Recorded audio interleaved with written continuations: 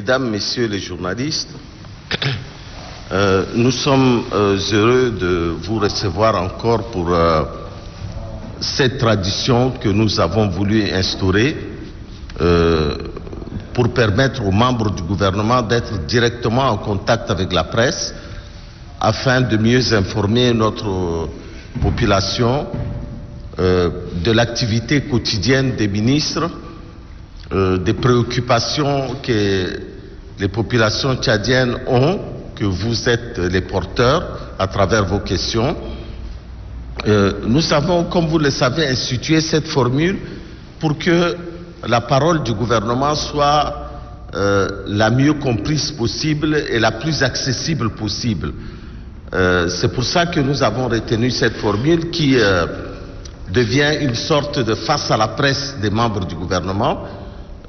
C'est une innovation du ministère de la Communication et je remercie mes deux collègues qui sont des jeunes ministres mais non moins dépourvus de talent, qui ont montré leurs compétences depuis quelques mois dans le précédent gouvernement et dans le gouvernement actuel. Ce sont des ministres qui se battent, qui montrent que la jeunesse a toute sa place dans le processus de transition, qu'elle a une voix qu'elle porte à travers ces ministres qui ont fait, il faut le reconnaître, des actions importantes. J'ai tenu à ce qu'ils viennent subir, entre guillemets, vos questions pour qu'ils s'expliquent, mais aussi pour que les Tchadiens sachent exactement ce que nous faisons. Madame la ministre, Monsieur le ministre, nous vous remercions d'être venus ce soir. D'ores et déjà, je voudrais vous dire que le ministère de la Communication aussi n'est pas en reste. Il continue son travail de réforme profonde du ministère de la Communication pour l'adapter à l'évolution des temps modernes, des temps de la transition, de la période de la transition. Et c'est ainsi que nous avons un vaste chantier de réforme, mais nous avons aussi le souci de la stabilité de notre ministère pour qu'il ne subisse pas une instabilité, parce que la presse, c'est quelque chose d'important, la communication, c'est quelque chose d'important. Nous sommes en train d'émigrer vers le tout numérique, nous sommes en train surtout d'émigrer au niveau de la télévision en HD full, et toutes ces questions-là, si vous le souhaitez, nous allons en parler. D'ores et déjà, à toute femme, tout honneur, je commence par vous, Madame la ministre. Merci, Monsieur le ministre de la Communication, chers collègues. Bonjour, Mesdames et Messieurs les journalistes. Je voudrais, avant de commencer, remercier le ministre de la Communication et toute son équipe pour avoir organisé cette conférence de presse, pour nous permettre d'échanger avec la presse sur des questions d'actualité, mais aussi les questions qui retiennent l'attention de notre population. Vous conviendrez avec moi que c'est toujours évident et toujours mieux de discuter directement avec la presse. C'est toujours bien de prendre l'information à la source, mais c'est toujours aussi bien de trouver une opportunité qui puisse nous permettre de faire passer des messages aussi importants pour nous en tant que gouvernement, mais aussi les préoccupations de la population.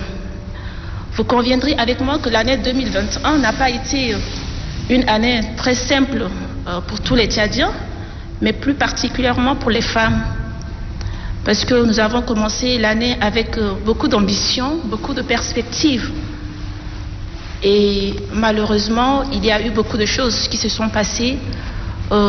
La disparition brutale du maréchal, le début de la transition, le rôle de la femme dans la transition, les défis liés aussi à la transition, parce que vous conviendrez, quand on parle de transition, ça voudrait dire que c'est une époque où on cherche la stabilité, on cherche l'assurance, on cherche un refondement, et ce qui nous amène aussi à réorienter nos actions, mais aussi à fragiliser la position de la femme, parce qu'en période d'insécurité, en période de guerre, les femmes sont celles qui sont les plus marginalisées. C'est aussi ce qui explique ces derniers temps la recrudescence des violences à l'endroit des femmes, mais aussi ce qui a permis au gouvernement de mieux revoir sa stratégie de lutte contre cette violence à l'égard des femmes, en adoptant des nouvelles mesures, des stratégies plutôt innovantes, mais aussi en associant toutes les interventions de la société, en associant donc la société civile, les organisations féminines, les organisations des droits de l'homme, l'appareil judiciaire, mais aussi les hommes de presse que vous êtes pour nous accompagner dans cette lutte. Au courant de l'année, nous avons eu à développer des programmes pour l'autonomisation des femmes, après avoir fait la tournée des 23 provinces pour toucher du doigt les réalités des femmes tchadiennes, les défis liés à leur autonomisation, les défis liés à la recherche des financements pour leurs projets, mais aussi les défis liés à la protection de la petite enfance. Monsieur le ministre, chers journalistes, je pense que vous voyez ce que nous on fait sur le terrain. Ce que je souhaiterais, c'est beaucoup plus une interaction avec vous. Quelque chose de naturel et de très sincère. Peut-être des questions que vous aurez dû nous poser, mais on n'a pas eu cette opportunité d'échanger directement avec vous. Je souhaiterais, dans la mesure du possible, que vous soyez francs et que vous nous posiez des questions sincères. Ça sera l'opportunité pour nous de vous parler aussi à cœur ouvert.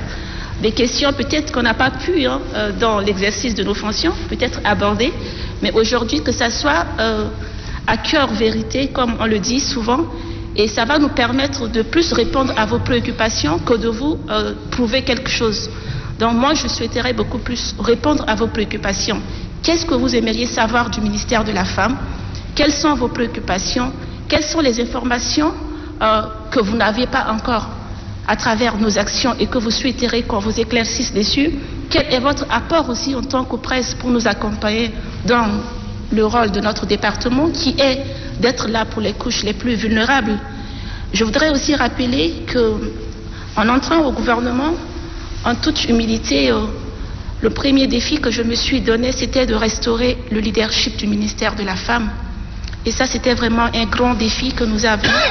Aujourd'hui, après une année, je suis très contente de savoir que le ministère de la Femme, la population attend beaucoup plus de ce département. Il est reconnu dans son rôle. Je suis aussi contente de savoir qu'à un certain moment, on pense qu'il y a des choses, on attend plus, et peut-être qu'on ne le fait pas assez. C'est aussi l'opportunité pour nous de nous prononcer là-dessus, échanger avec vous et vous donner ces informations qui pourront vous permettre de mieux traiter les informations qui concernent les femmes, mais aussi d'évaluer pendant toute cette année quel a été le rôle de la femme dans le gouvernement, quel a été le rôle de la femme auprès des autorités. Est-ce que la promotion de la femme continue à bien faire son chemin? Est-ce que cela ne l'a pas été? Quel est le rôle des femmes dans toutes les instances? Ce n'est pas seulement au gouvernement. Nous avons aujourd'hui le Parlement, il y a les grandes institutions, mais aussi le rôle de la femme rurale. Donc je souhaiterais beaucoup plus que vous me posiez des questions pour que je puisse vous donner des éclaircissements. Je vous remercie.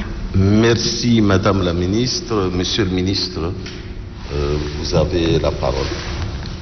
Merci beaucoup Monsieur le Ministre de la Communication, porte-parole du gouvernement.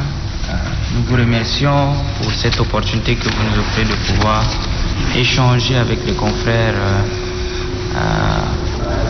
de la presse sur les questions liées au département en charge de la jeunesse, des sports et de la promotion de l'entrepreneuriat. Vous savez, la jeunesse constituant une frange de la population la plus majoritaire a des besoins qui sont croissants et des envies qui vont de plus en plus grandissantes. Et face à cela, le gouvernement du Tchad, à travers le ministère en charge de la jeunesse, qui met en œuvre cette politique, a entrepris plusieurs actions, notamment, premièrement, dans le cadre des réformes même structurelles du ministère en charge de la jeunesse et des sports, mais également des réformes au niveau des instances de sport et des instances de la jeunesse. Nous avons entrepris également des mesures pour pouvoir élaborer plusieurs programmes et projets dédiés à la jeunesse et aux sportifs, et ceci dans le seul optique de pouvoir permettre à la jeunesse son plein épanouissement. Ce défi qui est relevé par le gouvernement avec beaucoup de contingences, beaucoup d'autres aléas, a fait son bonhomme de chemin. Comme vous le savez, l'a si bien dit la ministre en charge de la femme, l'année 2021 est une année qui a vu plusieurs difficultés, que ce soit sur le plan sécuritaire, politique ou encore environnemental, avec plusieurs mutations qui ont permis au gouvernement de pouvoir à chaque période répondre de manière spécifique à ces mutations-là.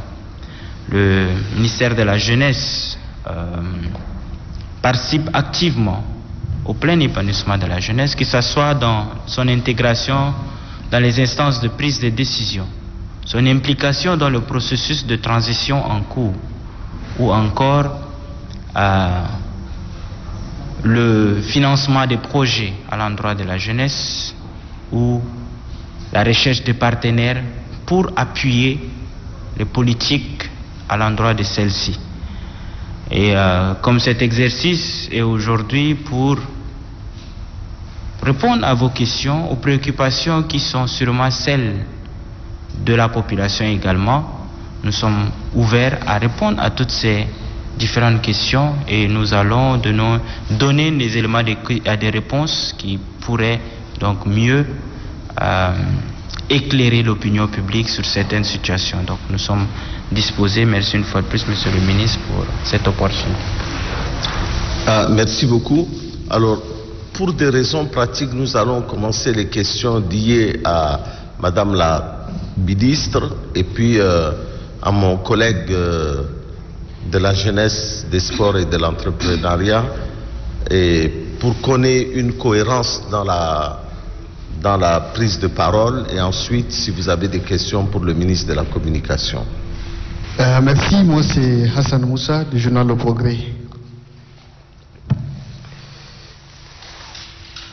Madame la ministre, comme vous venez de conclure, nous allons parler de la femme rurale.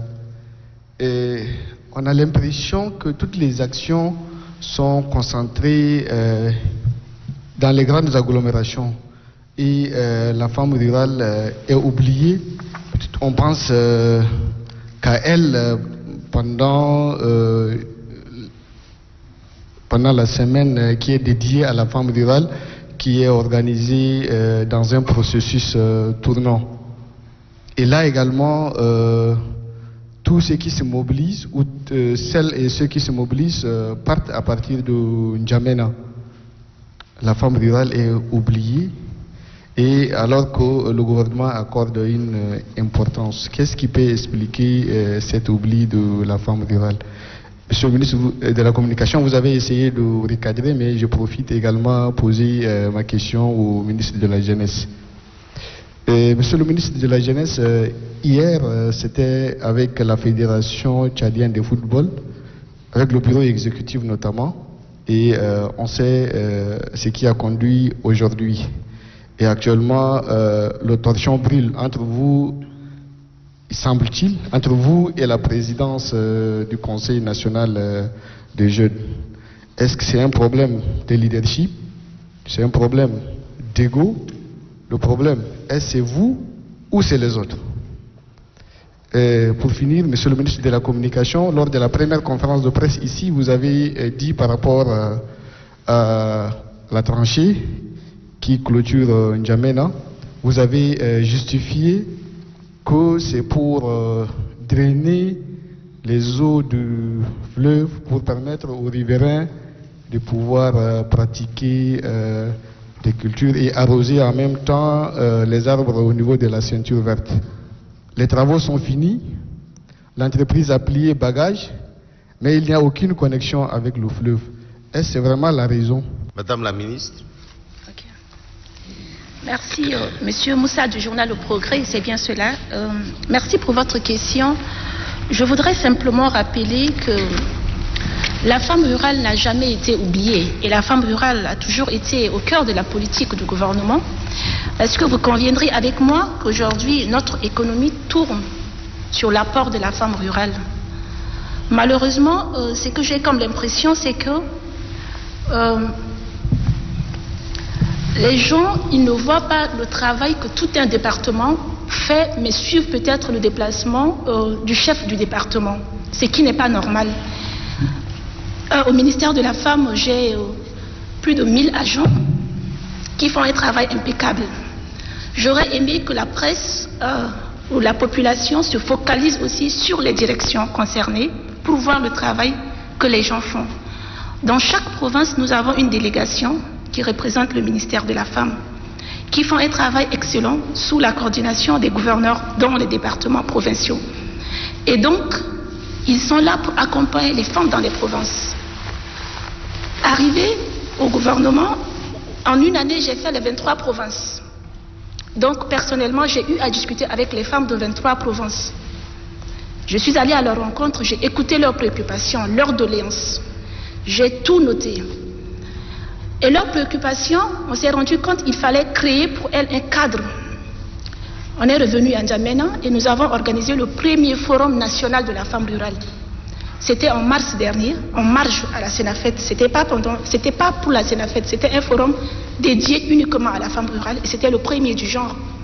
Et donc ça a permis à toutes les femmes des 23 provinces de se réunir à Mongo, où elles ont discuté, échangé sur leurs préoccupations, mais aussi demandé que des attentions leur soient vraiment données plus particulièrement. À côté de cela, chaque année, le gouvernement organise la journée de la femme rurale. Comme vous l'avez signifié, cette journée permet d'investir chaque année dans une province donnée. L'année dernière, nous l'avons organisée au Sila. Cette année, on aurait dû l'organiser à Amdjara, c'était prévu, on n'a pas pu le faire. Mais je vous rassure que la femme rurale, elle n'a jamais été oubliée. Normalement, à la fin de cette année, on devrait mettre en place l'Observatoire national de la femme rurale. On a déjà eu tous les financements qu'il faut avec les partenaires. Nous n'avons pas pu l'organiser parce qu'on a eu ces derniers jours l'activité avec les femmes du G5 Sahel, donc ça a dû un peu chambouler notre programme. Mais à la première semaine de janvier, on va mettre en place cette structure qui va permettre que la femme rurale puisse parler. Ce qui fait en sorte aussi qu'on pense que la femme rurale n'a pas une voix ou qu'elle n'est pas associée aux instances de prise de décision ou que sa voix n'est pas consultée quand il le faut, c'est justement parce qu'on s'était rendu compte qu'il lui manquait cet espace à elle pour lui permettre de parler, mais aussi de faire valoir ce qu'on investit pour elle. Nous avons mis en place le programme d'autonomisation nationale des femmes, ce programme qui est financé par le PNUD et qui actuellement est en train d'être appuyé aussi par la BADEA, est une réponse aux sollicitations des femmes rurales pour leur permettre de se rendre autonomes, parce que ce programme leur permettra d'avoir de la microfinance sociale pour financer leurs activités. Mais après, au-delà, il faut que vous sachiez que la femme rurale, le rôle qu'elle joue n'est pas seulement lié directement au ministère de la Femme, mais aussi avec tous les autres départements, parce que c'est un rôle qui est un peu transversal. La femme dans l'agriculture, vous avez suivi la tournée de la ministre en charge de l'agriculture dans les provinces, où elle a discuté, elle a donné des entrants, et moi-même en tant que ministre de la Femme, dans ma tournée des 23 provinces, nous avons remis des matériaux d'activités génératrices des revenus, mais aussi de support d'agriculture à toutes les femmes des 23 provinces. Donc les efforts sont là. Moi, je suis d'accord que ce n'est jamais suffisant. On doit continuer à faire davantage. Nous avons aussi fait la sensibilisation pour que le ministère en charge de l'aménagement du territoire puisse octroyer des terrains aux femmes vivant en milieu rural pour leur permettre de développer leurs activités, parce que vous conviendrez avec moi que pour avoir accès à la terre, ce n'est pas facile. Aujourd'hui, la terre, il faut que ça soit un homme qui puisse l'avoir, et ça limite la production des femmes. Par contre, on reconnaît qu'elles font énormément et que le gouvernement doit continuer à investir. Les femmes dans l'élevage, le ministère en charge de l'élevage à travers son programme PRAPS fait énormément aussi pour la femme rurale. Aujourd'hui, tout ce que nous mangeons, c'est grâce à la contribution de la femme rurale. Mais je suis d'accord qu'on puisse moderniser ces secteurs, qu'on puisse donner une attention très particulière. Et je suis d'accord aussi, aujourd'hui, il y a des informations qui ne nous reviennent pas en temps réel quand il s'agit aussi des violences que subissent les femmes dans le milieu rural. Simplement à cause de la société, notre société qui ne fait que donner un rôle de second rang aux femmes et pour lesquelles elles doivent continuer à se taire, même quand elles subissent des choses, font en sorte que quand nous parlons des statistiques, par exemple, pour les violences basées sur le genre, nous avons des difficultés à collecter des informations quand il s'agit de la femme rurale. Parce que dans sa perception à elle, c'est d'abord de ne pas en parler, c'est de se taire, de subir, parce que c'est ce qui fait d'elle une bonne femme et une bonne épouse. Les défis sont là, je suis consciente, et nous sommes vraiment en train de travailler avec tous les départements concernés pour qu'on puisse se donner la main, parce que je suis consciente que pour que la femme tchadienne, et surtout celle vivant en milieu rural, puisse être une femme autonome qui participe concrètement au développement de notre pays, il faut que tous les départements ministériels puissent se donner la main et que cette femme soit vraiment vue comme une femme centrale sans qui rien ne peut avancer. Et d'ailleurs, ces femmes rurales, elles sont majoritaires. Notre population, plus de 70%, elle est rurale. Et donc, si on doit vraiment investir et qu'on oriente tous les investissements, il y a aussi l'accès des femmes rurales à la santé, à l'éducation. Et donc ça, ce sont des défis qui sont énormes et pour lesquels tous les départements ministériels s'y sont convenus de se donner la main pour que les choses avancent plus rapidement. Merci. Merci, Madame la Ministre. En tout cas, dans cette conférence, vous avez plus l'honneur que les hommes. Merci beaucoup. Merci à M. Moussa du journal Le Progrès pour la question. Je voudrais répondre à la question de deux manières. Comme vous l'avez introduit, très récent avec la Fédération de football. Je vais profiter pour parler un peu de football également. C'est la perception de chaque histoire qui définit la manière avec laquelle on communique. Il n'était pas question avec la Fédération de football d'un problème du ministre avec le président de la Fédération de tchadienne de football. Il était question de réforme structurelle du football, le sport roi, le sport qui est aimé par toute la population tchadienne. Vous conviendrez avec moi que dans tous les quartiers, dans toutes les ruelles, le ballon tourne. Et c'est par amour, c'est par ambition. Et plein de jeunes nourrissent cette envie-là de voir notre équipe jubiler au niveau international également. C'est dans cette optique, et seule optique, que nous avons entamé donc des échanges, des réformes pour amener le football à trouver un souffle nouveau.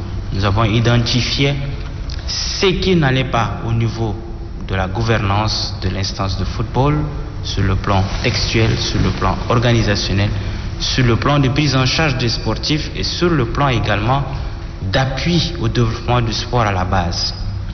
C'est cette analyse qui a donc poussé le département en charge, puisqu'il est garant au niveau étatique de ce développement de sport, à pouvoir engager cette réforme avec la Fédération tchadienne de football. Dramatisé ou dit d'une autre manière, les résultats sont là. Parce que oui, l'instance suprême du football qui est la FIFA, avec l'accord du gouvernement, est venue au Tchad et puis identifier elle-même ses défaillances et donc a jugé de mettre sous sa tutelle, donc en période de transition, la Fédération tchadienne de football. Pas parce que le ministre seul a identifié ou le ministère a identifié, mais parce que les défis, les manquements ont été réellement identifiés. Et donc c'est cette analyse directe de la FIFA qui a donc amené aujourd'hui à cette situation qui réjouit plus d'un, qui est la normalisation du football, de la Fédération tchadienne de football.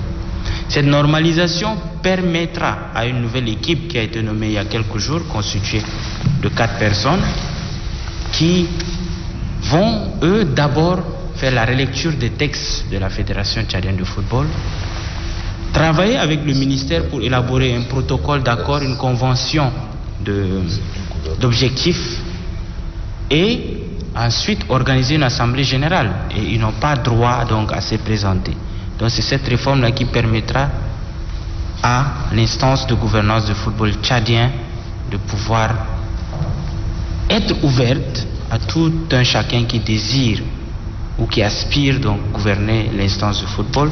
Et secondo, cette mise sous tutelle n'exclut en rien le déroulement des activités. Les activités doivent continuer. Et cette équipe donc assure les affaires courantes. Donc s'il y a des investissements, des financements ou tout autre appui qui était dédié au sport, ça doit continuer. rien n'a changé et ça nous réjouit tous. Sur la question du CNJT, comme je le disais, c'est l'appréhension qu'on a. Le ministère en charge des sports est lui-même surpris et jusqu'à preuve du contraire n'a reçu aucun écrit ou une plainte du Conseil national de la jeunesse lui faisant un état de lieu d'un quelconque désagrément, et le ministère n'a pas encore saisi le Conseil national pour lui spécifier qu'il y a un quelconque désagrément. Ceci pour dire, ce ne sont que des spéculations.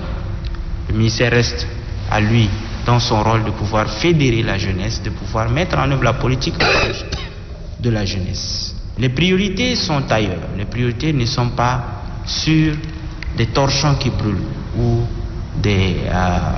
des intentions subjectives, mais plutôt sur qu'est-ce que le ministère fait en termes de développement de la jeunesse.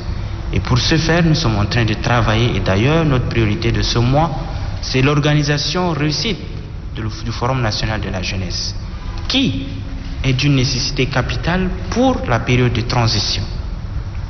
La frange majorité de la population a des besoins, a son avis à donner sur la manière de conduire le pays. C'est donc pour cela que, sur instruction du président du Conseil militaire de transition, nous avons organisé le 2e Forum national de la jeunesse, avec d'abord en premier lieu les pré-forats qui se sont tenus et sont terminés hier dans toutes les 23 provinces du Tchad, où des jeunes sont consultés sur diverses thématiques les concernant. À l'issue de ça, 10 seront leurs ambassadeurs que eux-mêmes ils choisiront et viendront en N'Djamena pour échanger avec les autres confrères, les autres compatriotes sur qu'est-ce qui est attendu de la jeunesse et qu'est-ce que la jeunesse attend de cette transition, de l'employabilité, de l'environnement, du climat d'affaires, de l'intégration à la fonction publique, de l'éducation, de l'enseignement supérieur.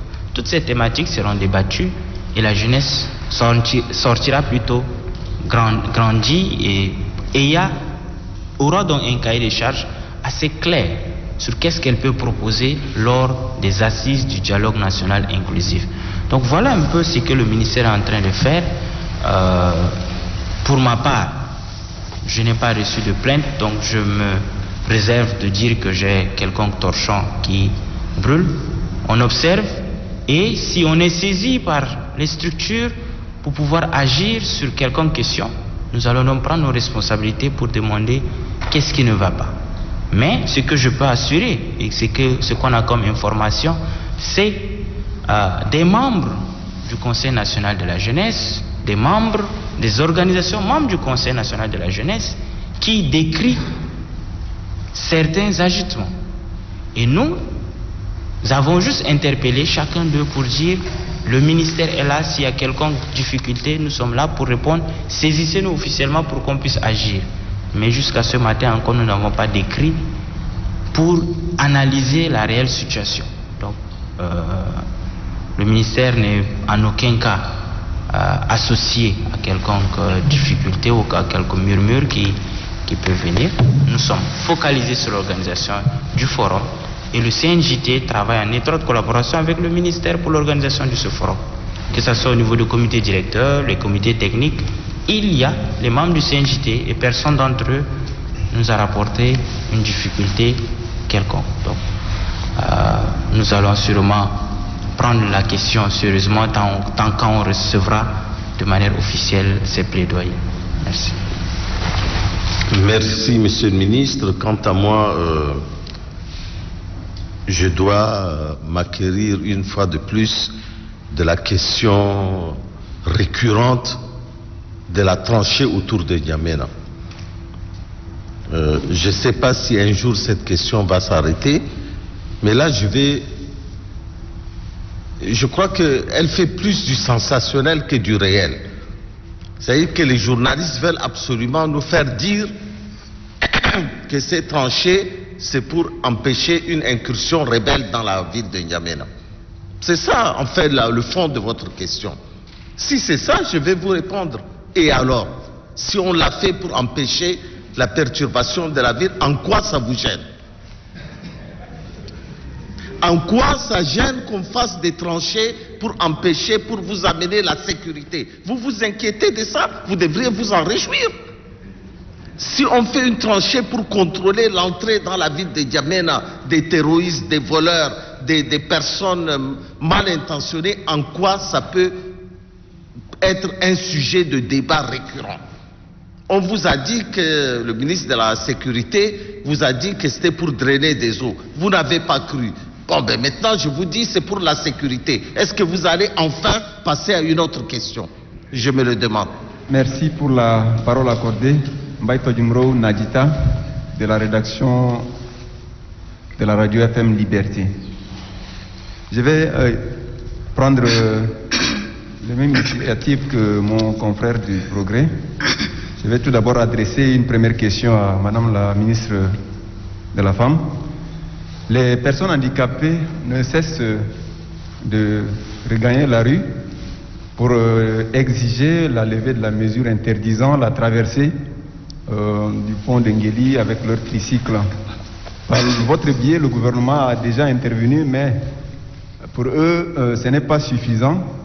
Dit-on qu'une promesse leur a été faite. Où en sommes-nous avec cette promesse? Je vais revenir vers le ministre de la Communication.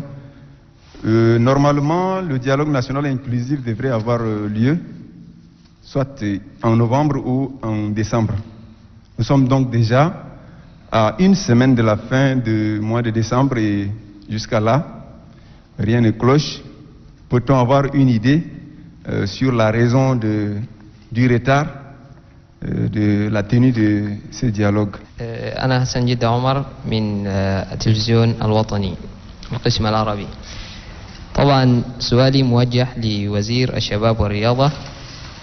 سعادة الوزير، الحكومة مرقت قروش كثيرة عشان تسوي الملاعب الاستاد دول في أنجمينا، ومن بين الاستاد خلصوا استاد هنديجيل. الاستاد ده لسه ما التسليم الرسمي لسه ما فتحوه، وهو من أجمل الملاعب، لكن حالا لو مشيت تلقى التربين كله خرب. وين أهمية الوزارة من الملاعب دي في حال الحكومة تطلع قروش وتنفذ مشاريع زي دي والوزارة ما تهتم فوقها؟ فهل الإدارة المهتمة بإدارة الملاعب دي ما عندها خبر بالمعلومة دي، أم في جهات الوزارة قاعدة تكلفهم وما قاعدين يعملوا عملهم؟ أول شيء السلام عليكم. الاسم مصطفى بشارة محمد من الإذاعة الوطنية التشادية. سؤالي موجه لوزيرة المرأة. في ظاهرة واحدة بتاعت أطفال الشوارع، الناس اللي قاعدين بيشحدوا في الرمبوين في أنجمينا. هل الناس دي الوزارة عندها برنامج معين ولا عندها مشروع معين كده يقدر الناس دي يقدروا يلموهم ولا يسووا لهم برنامج واحد؟ عشان مرات انت تيجي في الشارع يخشوا في الشارع، الإشارة تفتح، العربات بتمشي، مرات يعملوا حوادث، مرات يقتلوا منهم. هل الوزارة عندها برنامج معين تقدر الناس دي، الناس اللي بيشحدوا في الشارع في الرام بوينت؟ هل سنتر سوسيال عندها مكان كي يقدر يلم الناس دي ولا يقدر يسوي أي شيء؟ ده بس سؤالي أنا. أي سؤالي أنا نتكلم في الناس اللي بيشحدوا في الشارع دي في الرام بوينت. هل سنتر سوسيال عنده مشروع معين يلم الناس دي؟ عشان الناس اللي قاعد يسببوا حوادث في الشارع وقاعدين يعني حتى الظاهره اللي ظاهره كده ما كويسه بالنسبه للناس اللي بيجوا من برا وكده. Je crois qu'on va essayer de répondre aux questions une à une pour qu'on ne se perde pas. Madame la ministre, c'est à vous qu'on a posé la première question.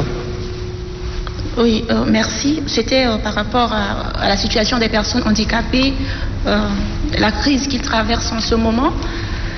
Je voudrais simplement rassurer les journalistes que je suis aussi préoccupée par cette question, très sincèrement, parce que je suis en charge de cette couche et j'ai eu à discuter avec elle, surtout cette équipe qui revendique la traversée et même ceux qui sont partis la dernière fois, ces réfugiés à Kousséri avant de revenir. Quand ils sont arrivés, on a discuté, donc voilà. on a essayé de trouver certaines réponses à leurs sollicitations, telles que la prise en charge de leur loyer pendant la période de Covid, due naturellement aux restrictions liées à leurs activités génératrices de revenus, l'assistance, la formation et tout autre. Actuellement, ils sont en train de revendiquer, vouloir traverser pour aller justement développer des activités parce qu'ils ramènent des marchandises qu'ils vendent et tout. Vous savez, au sein du gouvernement, nous avons un document qu'on appelle structure générale du gouvernement qui limite chaque département ministériel dans un rôle donné. Malheureusement, je ne suis pas en charge de la sécurité, mais j'ai eu à échanger avec mon collègue en charge de la sécurité sur ce cas précis. Et ma compréhension de la chose est que je ne trouve pas normal qu'on puisse interdire spécialement aux personnes handicapées de vouloir traverser parce qu'on leur attribue certaines choses. Bon, on estime qu'ils ramènent de la marchandise par fraude. Mais aujourd'hui, beaucoup de gens traversent pour ramener de la marchandise. Nous sommes en train de voir avec le ministre de la Sécurité dans ce sens pour que les personnes handicapées, même s'ils traversent, à leur retour, qu'on puisse procéder aux vérifications de la douane comme tout le monde le fait. Et limiter les personnes handicapées à cet exercice, ça serait les marginaliser.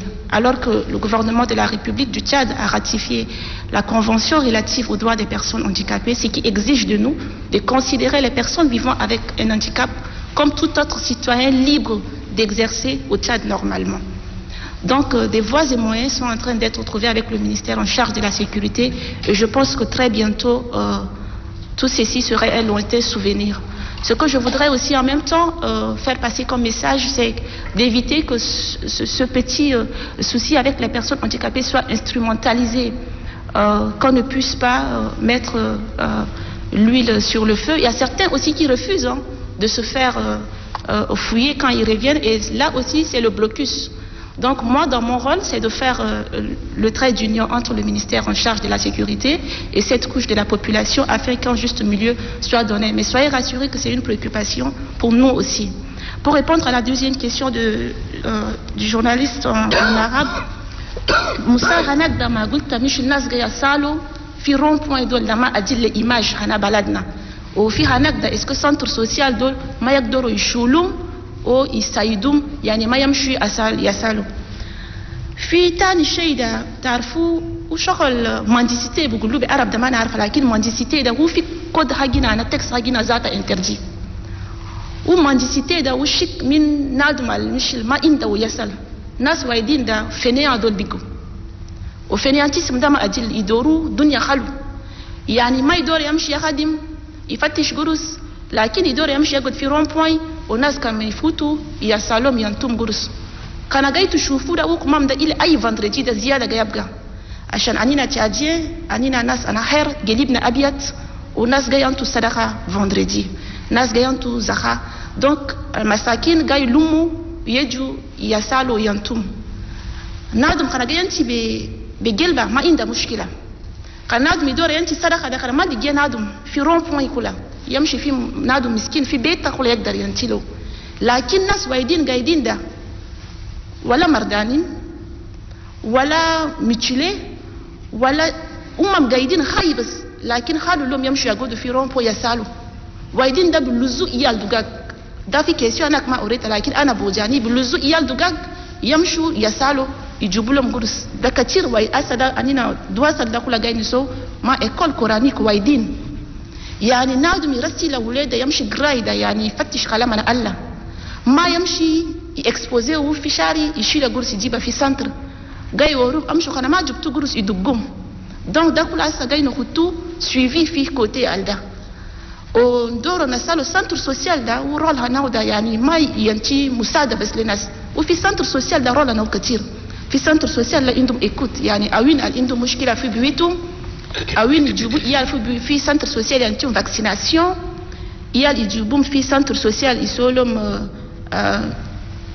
مش يعلموهم مديد يعني اوين يسول يال عندهم مردانين دول ده رولا نا سنتر سوسيال ما مش ينتي كلام كده اننا كلنا ناس مساكين في الدنيا يوم ما يكون مشكله تلقى تمشي في سنتر سوسيال دو اننا شكل جاي نسالو من ناس nadum da kana ma indak shay kula ti tagod be jinte anak da halu o yom da hat kula nasa na police idoru iso rafle parce que bandi waidin kula gay albo so fina sargam fi rond point gay asaluda donc kana texte waidin bas fi ana république hagina kana shultu shuftu da mendicité ke hatto foga ou chakol interdit fi Tchad donc nous doru nas ziyada ifatushu activité nadum yakdar yeji ana indi projet mishirke kene kara inda mitten kula taqdar tamshi tchakki ba mandawanak ijiba le gurs وتعيش فوقها بجينتي أناك يعني ما تدور شغل هاين بس تمشي تقف في شاري ما إيالك تسالى ناس ينتوك ده ما أديل donc c'est un peu pour répondre à ça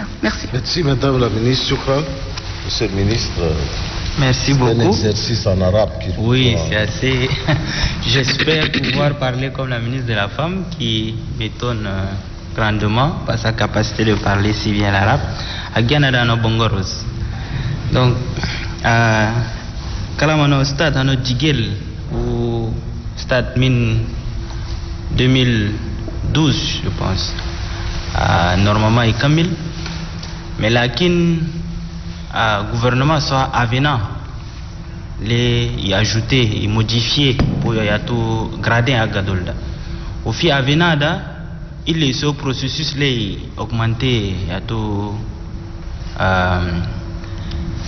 coût à nos infrastructures coût à nos constructions là wafida na ça nos contrôle ma stafogo entre marché initial ma avenada donc constructeur dol abo may continuer kidime au gouvernement ko abo may ka film grusum il était kamulu talgo nusa parce que ils ont kafulim pratiquement 85% ano grusum donc il est kamulu nusa yantum avena agum de yaktubu huma kamani dawro da yantum avena agum qabl daba yakamulu la mishkila bada fi stade ano digella wa ana min jit machid visiter rasalta technicien de sawa analyse ou fi analyse kata fiche wa entre temps maréchal guide ou anta accord les kali i relancer travaux de là donc inchallah fi budget 2022 kuluda prévision dol ano relance ano marché ano stade dol gadin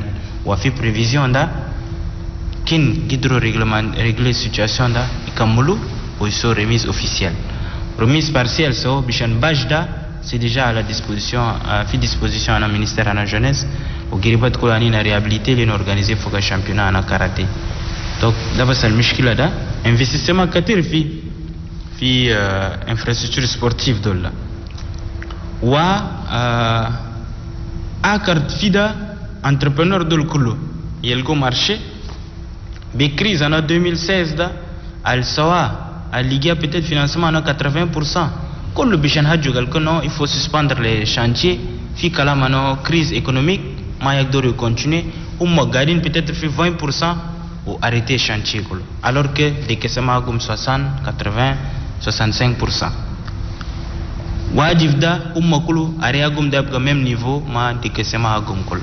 Takulu, gan interpellé, ou makulu, il faut toujours, et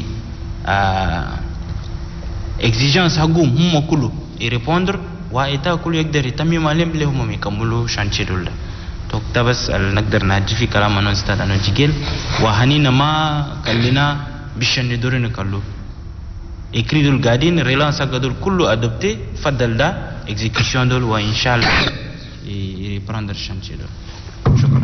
Merci monsieur le ministre, vous n'êtes pas en reste aussi en arabe. Merci.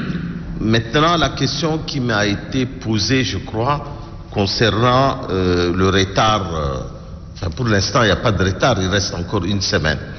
Donc, le retard prévisible, disons, dans la programmation du dialogue national.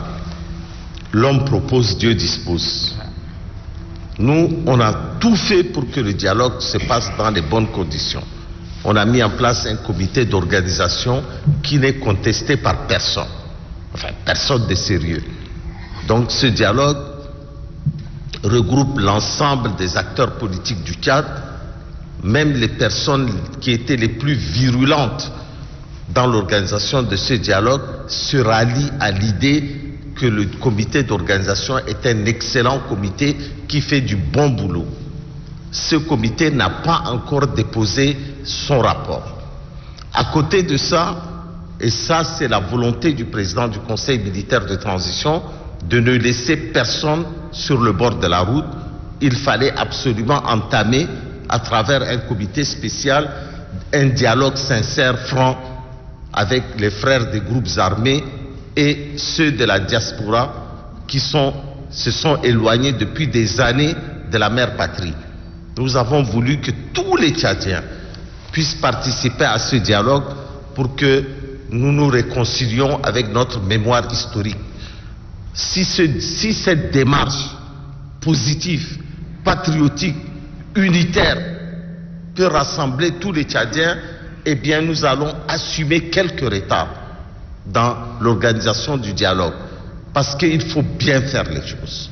Le problème du Tchad, c'est que quand on ne fait pas bien les choses, les Tchadiens et principalement la jeunesse tchadienne n'acceptera plus que les choses se fassent de manière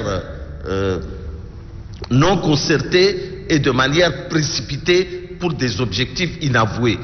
C'est pour ça que aidez-nous à travers vos écrits, à travers vos réactions à la presse, à la radio, pour que la conscientisation de tous les Tchadiens se fasse, pour qu'ensemble nous soyons derrière ce dialogue. Avant d'être des hommes de presse, vous êtes aussi des citoyens et des patriotes.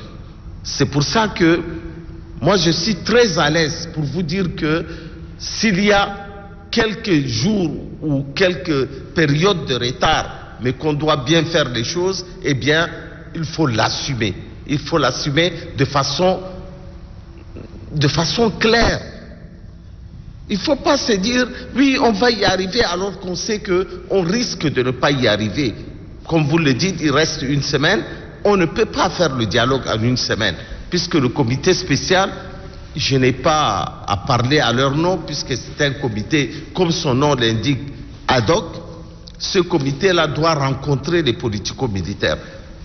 Imaginez un seul instant que nous allons faire un dialogue sans les politico-militaires. Est-ce que les Tchadiens nous prendront au sérieux? Est-ce que nous serons crédibles?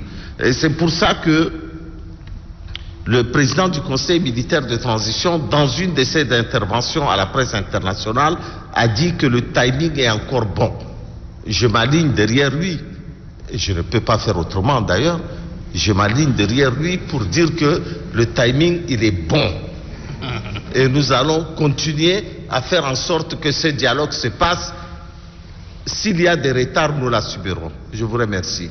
D'autres questions? Monsieur le ministre, vous complétez. Le timing, il est excellemment bon, surtout pour la jeunesse que nous dirigeons, parce que ça nous a permis en réalité d'intégrer l'organisation du Forum national de la jeunesse avant le dialogue. Ça nous permettra d'avoir l'avis, les attentes de la jeunesse avant donc d'aborder cette question cruciale et surtout importante de notre pays. Donc pour nous, c'est peut-être les attentes sont assez pressantes, mais c'est un avantage que l'on puisse, que ce retard puisse être bénéfique pour la jeunesse également. Donc. موسى المهدي تيلي سهرة. سؤالي موجه للسيدة الوزيرة. السنة شفنا كثير من المشاكل حصلت للمرأة التشادية. المشاكل دي سابقا ما حصلت، السنة حصلت بكثرة.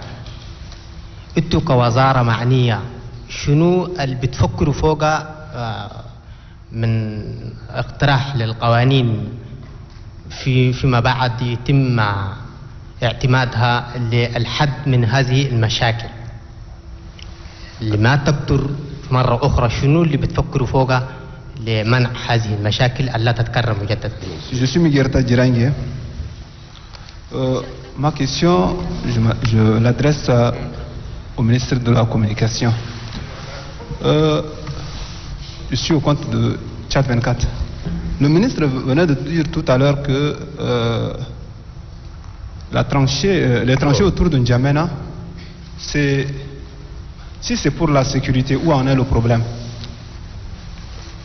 ma question va un peu basculer aussi vers la ministre de la Femme.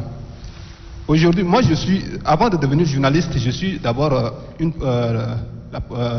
fais partie de la population lambda. Je fais partie de ceux qui sont derrière les tranchées. Actuellement, toutes les parties d'essai pour permettre aux populations de traverser, venir vers l'autre côté, sont hermétiquement fermées. Ils ont creusé de telle sorte qu'il n'y a pas de passage. Si une personne tombe malade aujourd'hui et que cette personne doit être acheminée à l'hôpital, ça sera difficile qu'une ambulance puisse se rendre là-bas. Est-ce que la santé de ceux qui sont derrière ce trou-là vous importe peu, ou bien leur sécurité ne vous importe? Parce qu'eux, ils font partie aussi de la population tchadienne. Vous voulez protéger les Tchadiens, mais lesquels? Eux, ils ne font pas partie. Merci.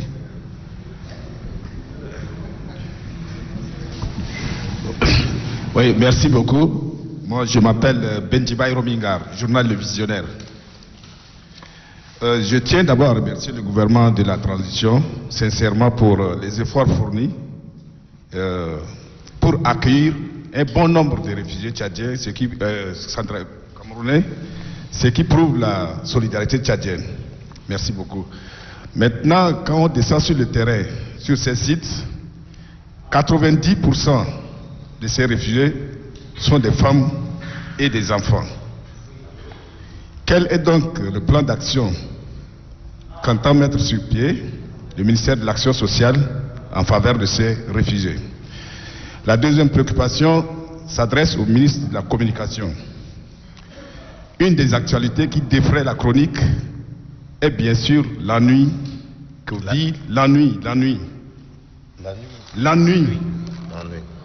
que vit l'entourage de l'ex-première dame. Ce qui a obligé un de vos collègues à poster un wanted à 50 millions de francs CFA. Comment le gouvernement, dans l'ordre, je dis bien dans l'ordre, entend gérer cette affaire, ou pourquoi ce silence face à cette affaire qui défraie la chronique, même sur le plan international? Merci. C'est Mohamed Moussaba de la télé Tchad. Donc je voudrais parler un peu des réformes que vous avez parlé tout à l'heure. C'est une bonne chose pour la presse, il faut se développer. Certainement au Tchad, nous avons eu beaucoup de médias qui ont vu les jours, télé, radio, etc. Mais ce que je constate ici chez nous, l'agence tchadienne de presse qui a fait ses preuves il y a cela quelques années, n'existe que de nous aujourd'hui. Donc je voudrais savoir, Monsieur le ministre, est-ce qu'elle fait partie aussi donc des réformes profondes que vous envisagerez faire? Je crois qu'on va arrêter cette série de questions pour nous permettre de parler. Madame la ministre, vous avez encore un exercice en arabe. Merci. أخوي أنا ذات الشغل لسه جايب قلينا ده مش أنت يوريتا أنينا في كل شغل ده أول ما جاي نشوفه الراجل بس يقتل المرأة يدبر رقابة يقتل رجلينا شغل ده أول ما فيه وأنينا ذات جاي نسأله ما لا الشغل ده الرجال جاي بسولي أوينه دونك خمام ده أو بروفون وفي أناليز حقنا دول لسه جاي نسوده أول ده جاي نوروك أنا كوفيد في قطعنا كوفيد ده ما في هنا في مش البيئة أنا نصارى دول ده في كوفيد ده عشان جاي اللموم جاي يقعدوا سوا ده الناس جاي يقعدوا نيرفو جاي يقتلوا نفسهم لكن أنينا هنا في أفريقيا وفي تشاد ده ما عندنا ريستريكسيون الزيادة مرة يعني يجيب الناس يقتلوا نفسهم دول ده ما في وقلنا اسكو شكل ده اسكو في نيفو الناس عشان يعرفوا أنينا قاعدين في ترانزيسيون والناس يدوروا يتستي لي سيستم ده كل فكر هاجينا جاي نسوي وخدنا اكسبير دول فوقا يرفليشير يسوي لنا اناليز ما لا اثر الرجال جاي يقتلوا الاوين و شغل عشان ده جاي انتنسيفي كامباني انا سنسيبيليزاسيون ma association dول يعني نهجوا للرجال ونورهم يشوفوا المرأة ده ما مش المرأة بس ويدا ما فيه يقدر يشوفها مش الأخوتا مش الأمة مش النادم الله خطا وعشان ده أنا ناس جايين أثروا زيادة في كوتي أنا جستيس كان أمس شفتو مينيستر أنا جستيس مرقا نوت سيركولير أنا خرج لي بريزيدان أنا كور دابيل دول يعني كيسيون أنا فيولانس لي أوين ده كان جابو في جستيس ده الناس ما يسومي شغل ده خفيف ما في يأبليكي اللوا ده وأنا كان بيجا لي كان شغل ده يجيف لي ده يعني ندورة ما يسولي أوين يقتلون ده في هناي كان ما ممبر دو غوفرنمان في بيرسونيل افي هناي ده نوري كان شغل لقتلنا كور مارسيال يجيف لكن كور مارسيال كان خدتو دروا دي ما بيخلونا الناس كلها ما بيخلوا لكن اليوم ده كان راجل بس كان قتل مرة شالو ربطوه في بلاس دي لا ناسيون ده هو كله قتلوه ده أغابة ده يخافوا دونك في وايدين ده on dit au grand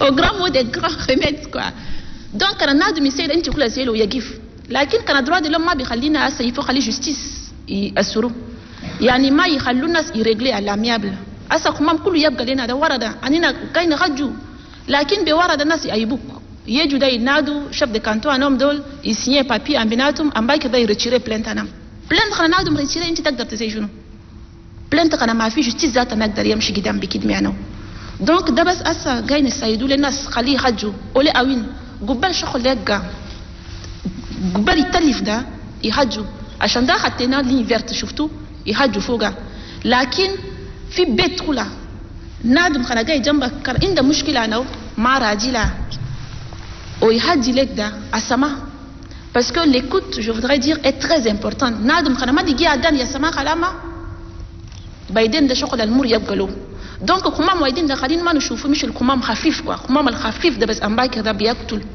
ورجال كلنا نورو لكم انتم كل شغل الجاي اسا في جديد كده بدلوا ما اجل شغل السيده اخر ما اجل خلوه انينا ده مش الاخوانكم مش اياناكو انينا ما ندورو شغل فوسيل ندورو ذات نقو جنبكم بس نمشي فوق قدام لكن كانت تقتلونا شغل ده اول الناس جاي يسووا في افريقيا الويست دول وفي فيلم كلها جايين يشوفوا مش الكمام انا ماجي دول وده كان ماجي ده في هنا يبقى لنا donc on n'arrive pas à expliquer en fait et on espère vraiment que les analyses de nos experts vont nous permettre de connaître le fondement mais où اي شغل لا جاي من نيه ومن éducation ده من تشيت عشان ده اننا اليوم ده جايين نأثروا في éducation انا petite enfance جايين نسالوا للناس يحاجوا ما ايالهم الاولاد والمره كلها كيف يحاجوا لهم في بيت يعني اليوم الصخار ده بس امباكر كان جمده وبس يلقى شغل اخر donc خلي ايال يحاجوا مع parents il y a la deuxième question de visionnaire par rapport aux réfugiés qui sont plus de 90% des femmes et des enfants et même c'est la raison pour laquelle le gouvernement s'active à donner des réponses d'une façon très concertée avec tous les départements concernés. Vous conviendrez avec moi que quand on parle des réfugiés, il y a beaucoup de départements ministériels qui sont concernés. Donc il y a bien entendu le ministère en charge de l'administration qui est chargé de leur donner de l'abri et tout cela.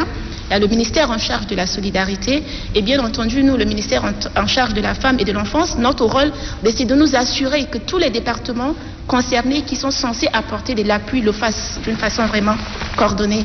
Et nous impliquons aussi nos partenaires tels que l'UNICEF, la Croix-Rouge et le HCR et UNFPA qui sont actuellement sur le terrain pour donner l'assistance aux enfants, mais aussi de prévenir les violences. Parce que vous conviendrez qu'en ce moment, ces femmes sont très exposées à toutes sortes de violences, des viols, les agressions. Et donc, nous sommes là pour leur donner cet accompagnement qu'il faut sur le terrain. Merci. Merci, Madame la Ministre. Je vais, pour ma part, commencer par la question de l'ATP avant de venir sur la question pertinente de la tranchée. D'abord, concernant l'ATP, puisque vous posez une très bonne question. Moi, dès mon arrivée, je ne me suis pas focalisé sur la télévision ni la radio, mais sur l'agence tchadienne de presse. J'ai trouvé absolument scandaleux ce qui se passe au sein de l'agence tchadienne de presse. Quand je suis arrivé, ils ont accumulé plusieurs années ou plusieurs mois de non-paiement de leurs indemnités. Grâce à l'aide de mon collègue des finances, nous avons pu régler une grosse partie des indemnités des agents de l'ATP. Dès mon arrivée, j'avais débloqué une somme d'argent infime, mais qu'il fallait mettre à la disposition de l'agence tchadienne de presse pour qu'elle puisse éditer au moins un numéro. Cet argent est toujours disponible. Je n'ai pas eu une maquette concernant cela, puisque je suis allé dans une autre entité de l'État pour demander sur l'appui du ministère, l'argent du ministère pour mettre à la disposition de l'argent. J'ai rencontré l'imprimeur qui accuse plusieurs mois de non-paiement de ses factures pour trouver une solution avec lui.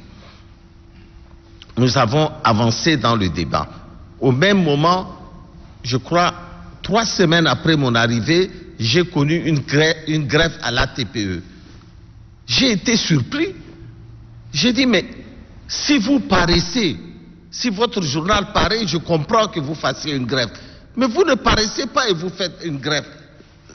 Votre grève n'ira nulle part. Essayons plutôt de nous concerter et de favoriser un dialogue. Ils ont suspendu leur grève.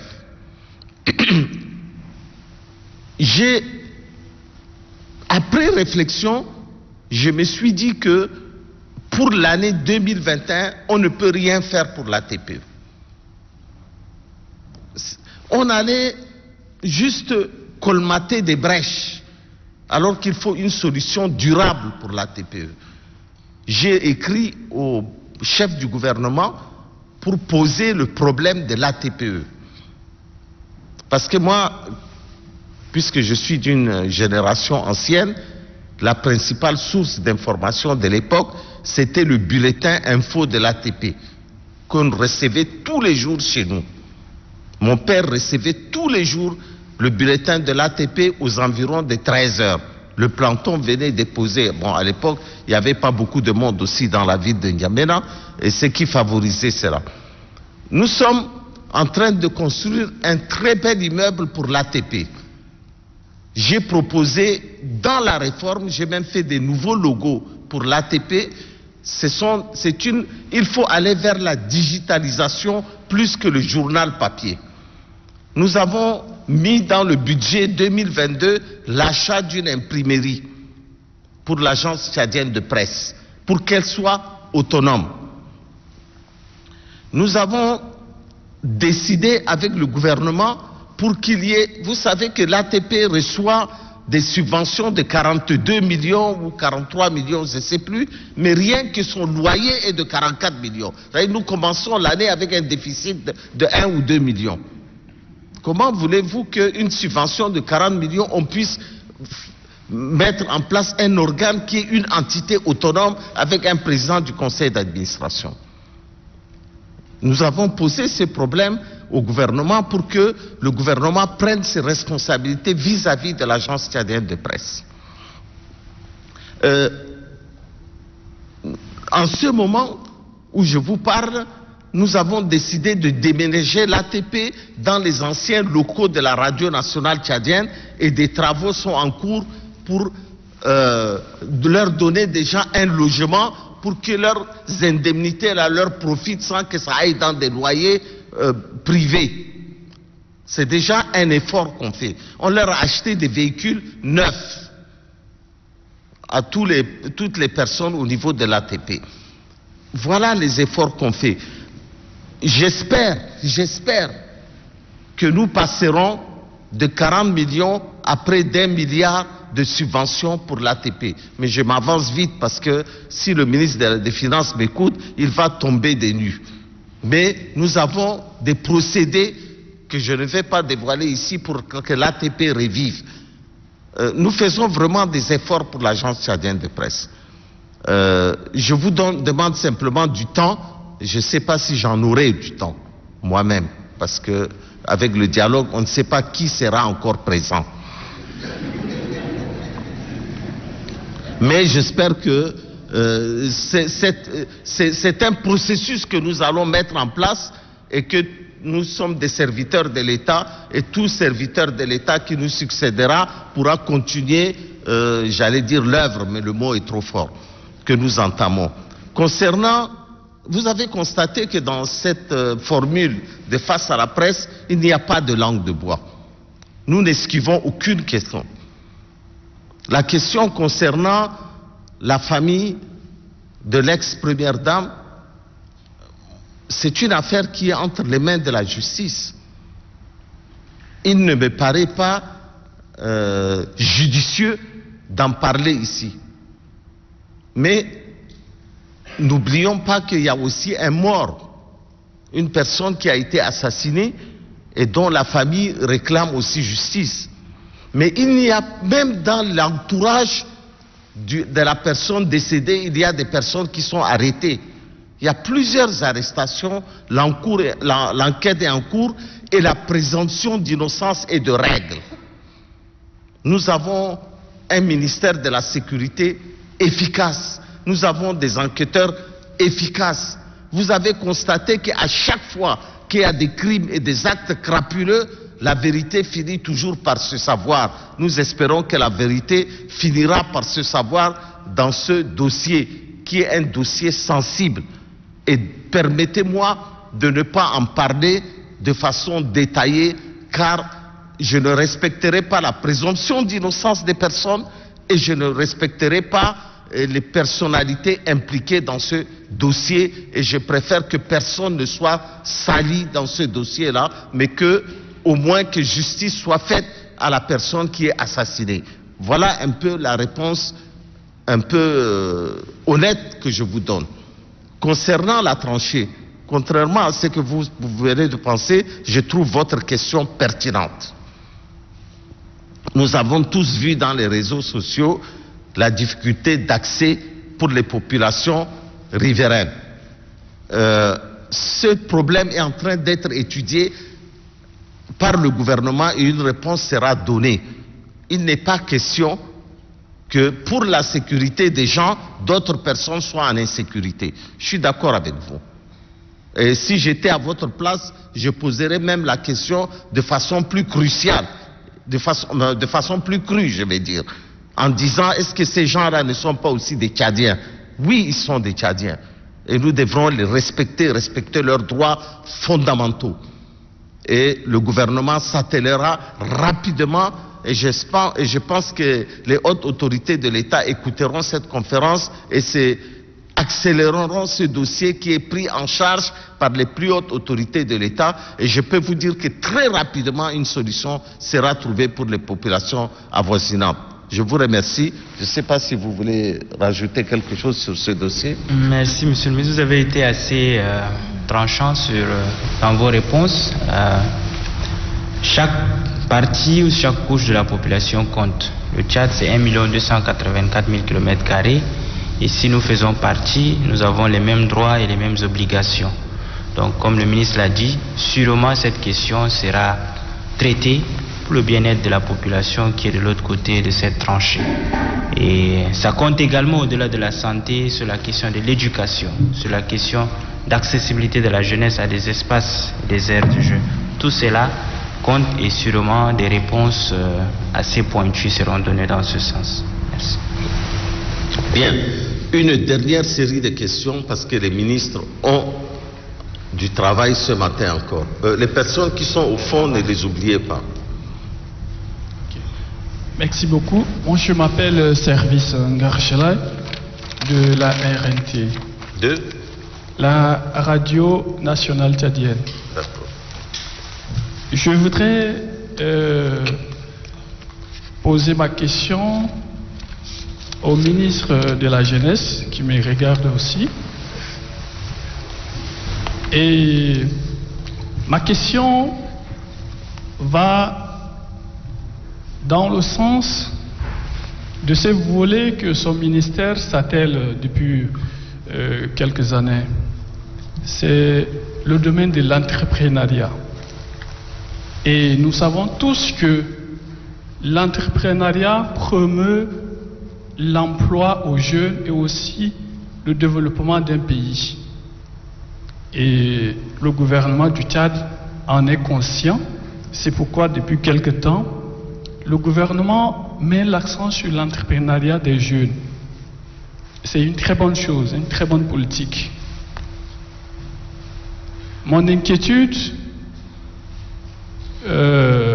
c'est par rapport à la doléance même de certains jeunes que nous autres, on a eu à échanger, certains jeunes entrepreneurs évidemment. Le gouvernement qui met cette politique en place, qui appuie même les jeunes à travers les financements pour que certains jeunes puissent asseoir les entreprises. Mais ce sont parmi ces mêmes jeunes qui ont reçu des financements de leur même gouvernement, se plaignent par rapport vraiment au fisc, par rapport aux taxes et bien d'autres. J'aimerais bien que votre collègue en charge des finances soit là, mais qu'à cela ne tienne, vous êtes là, vous pouvez aussi après échanger avec lui pour voir qu'est-ce qu'il y a lieu de faire pour vraiment aider nos jeunes vraiment à ne plus commettre ou bien subir vraiment ces difficultés. Parce que c'est comme si un papa qui tend du béguin à son enfant et derrière, avec l'autre bras, un bâton en main. Quand l'enfant prend le béguin, il le frappe avec l'autre main avec du bâton. Et donc, les jeunes reçoivent des financements. À peine créer leurs entreprises, c'est le même gouvernement, à travers le ministère de Finances, via les impôts, vient déranger, sinon encore créer de problèmes, de soucis à ces jeunes-là. Non, vous n'avez pas payé des patentes, vous n'avez pas payé ceci, cela, et donc les jeunes sont contraints de voir leurs entreprises fermer du coup. Et vraiment, c'est des doléances que beaucoup de jeunes dans notre pays, le Tchad, vraiment tous les jours, posent. Et donc vous, en tant que ministre en charge des questions de l'entrepreneuriat et aussi votre collègue, quelles sont les mesures que vous avez mis sur pied ou bien vous n'avez pas encore mis sur pied, mais que vous comptez apporter pour améliorer vraiment cette situation des jeunes pour que les jeunes ne puissent pas vraiment continuer à se plaindre? Merci. Merci, mesdames et messieurs les ministres. Trois petites questions. Je suis Nesta Mgoto de Tchad Info. D'abord, ministre des Sports. À l'heure actuelle, le Tchad ne compte aucun stade homologué pour abriter les compétitions internationales. Alors, bientôt les SAO seront appelés à compétir. Alors, comment le gouvernement compte faire ou comment comptez-vous faire pour qu'on puisse pallier à ces problèmes? À Madame la ministre, je voudrais savoir qu'est-ce que le gouvernement fait exactement pour les enfants du centre d'Akuna? Il a fallu la dernière fois récemment à ce que ces enfants-là soient expulsés avant qu'on puisse faire de main et de pieds pour payer les arriérés de leurs bailleurs. Au ministre de la Communication, tout à l'heure vous avez dit que tous les Tchadiens vont participer au dialogue national inclusif. C'est y compris les membres d'Okitama aussi? Merci. عثمان آدم عثمان من تلفزيون تشاد 24. السؤال موجه لوزير الشباب والرياضة. في الأيام الماضية كان بناء تركيب صالة للجيدو، وكانت الصالة تبلغ تكلفتها ب 300 مليون فرنك سيفا، وصالة تستقبل 10 ألعاب رياضية مختلفة من قبيل الجيدو والتندونغو وغيرها من الألعاب الرياضية المختلفة. هل الوزارة التشادية وزارة الرياضة التشادية استعداد كامل الألعاب الرياضية المختلفة؟ هل عندنا فريق كامل للألعاب الرياضية المختلفة 10 يعني ألعاب الجيدو؟ السؤال الثاني للسيد وزير الإعلام، هل الحكومة مستعدة للحوار الشامل الذي ينعقد في الأيام الماضية المقبلة؟ هل الحكومة مستعدة أيوة تنظيم الحوار الشامل الذي ينعقد في الأيام المقبلة؟ الحوار شامل. Bonjour et merci pour la parole accordée. Je suis Obdomel Olive de Electron Télévision. Ma question, elle est unique et elle s'adresse aux 3 ministres. nous savons que le Tchad est en période de transition. Vous êtes venus dans les départements respectifs avec des projets, des défis, et vous avez aussi fait des réalisations. Donc ma question, elle est de savoir, est-ce qu'on peut avoir une idée sur le bilan de chaque département que vous représentez ici? Merci beaucoup. Je pense que la question qui m'a été posée, c'était celle des enfants de Dakuna Espoir. Que fait le gouvernement pour ces enfants? Parce que dernièrement, ils ont été expulsés avant qu'on ne puisse leur donner un toit.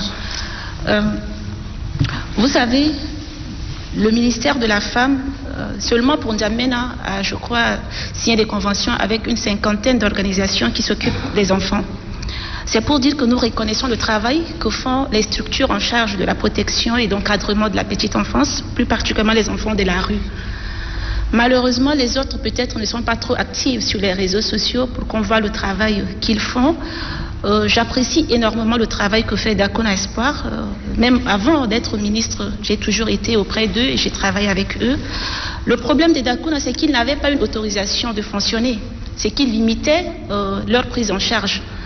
Même quand on recommandait Dakuna auprès des partenaires, ils ne pouvaient pas les soutenir comme les autres parce qu'ils n'avaient pas une autorisation de fonctionner.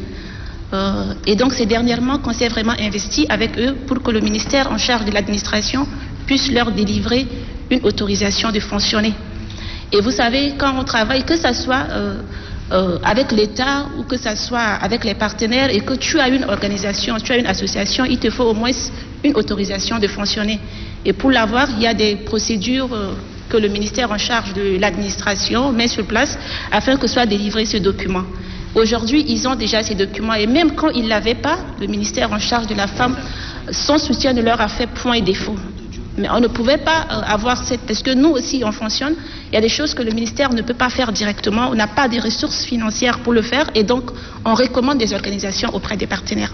Et avec UNICEF, ce qu'on avait pu obtenir pour Dakuna, c'était de payer. Ils ne pouvaient pas s'engager dans une longue durée parce qu'il n'y avait pas une autorisation du gouvernement.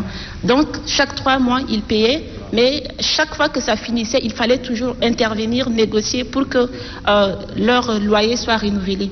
Aujourd'hui, ces choses faites, Dakuna a son autorisation et je suis vraiment très contente qu'ils puissent enfin l'avoir pour leur permettre de continuer à faire leur travail sur le terrain. En réponse à la question de la journaliste de ITV, d'une façon globale, quelles sont les réalisations ou le bilan fait par département?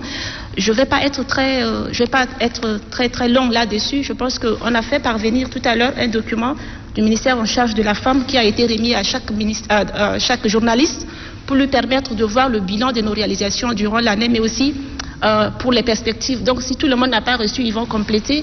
Mais d'une façon générale, nous avons intervenu sur 3 grands volets.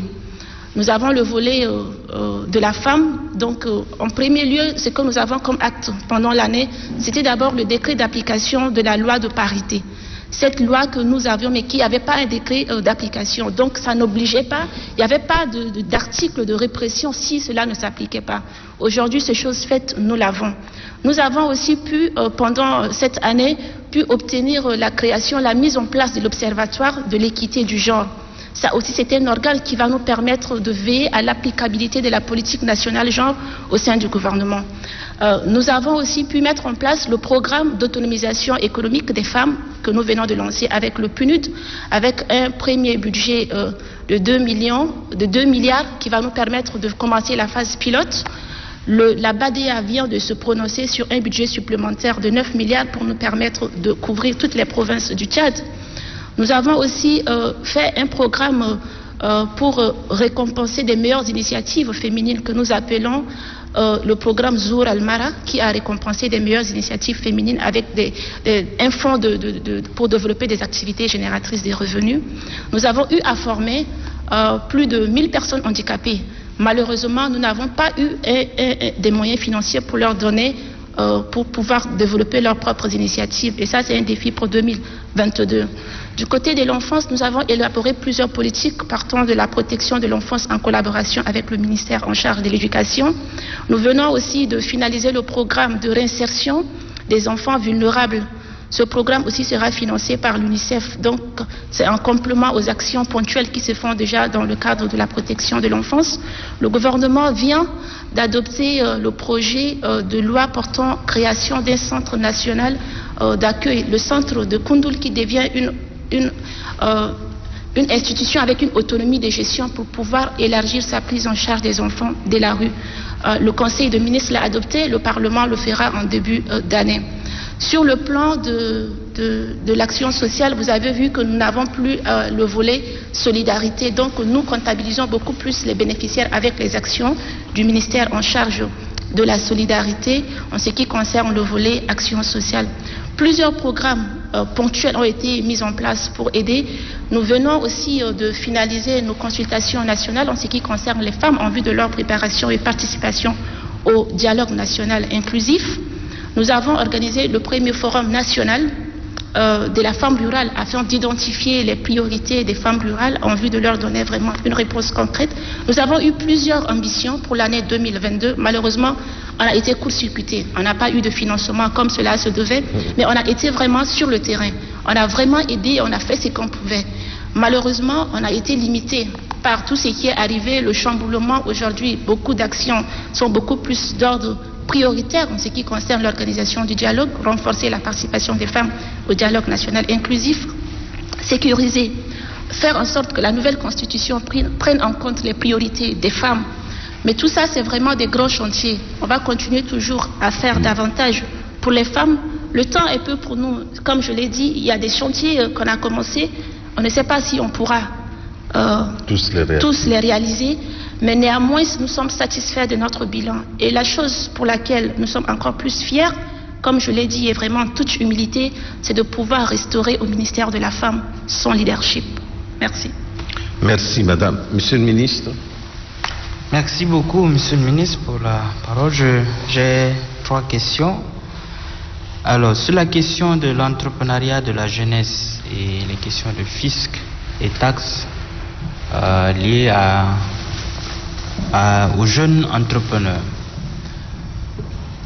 Il y a sur cette question défaillance à 3 niveaux.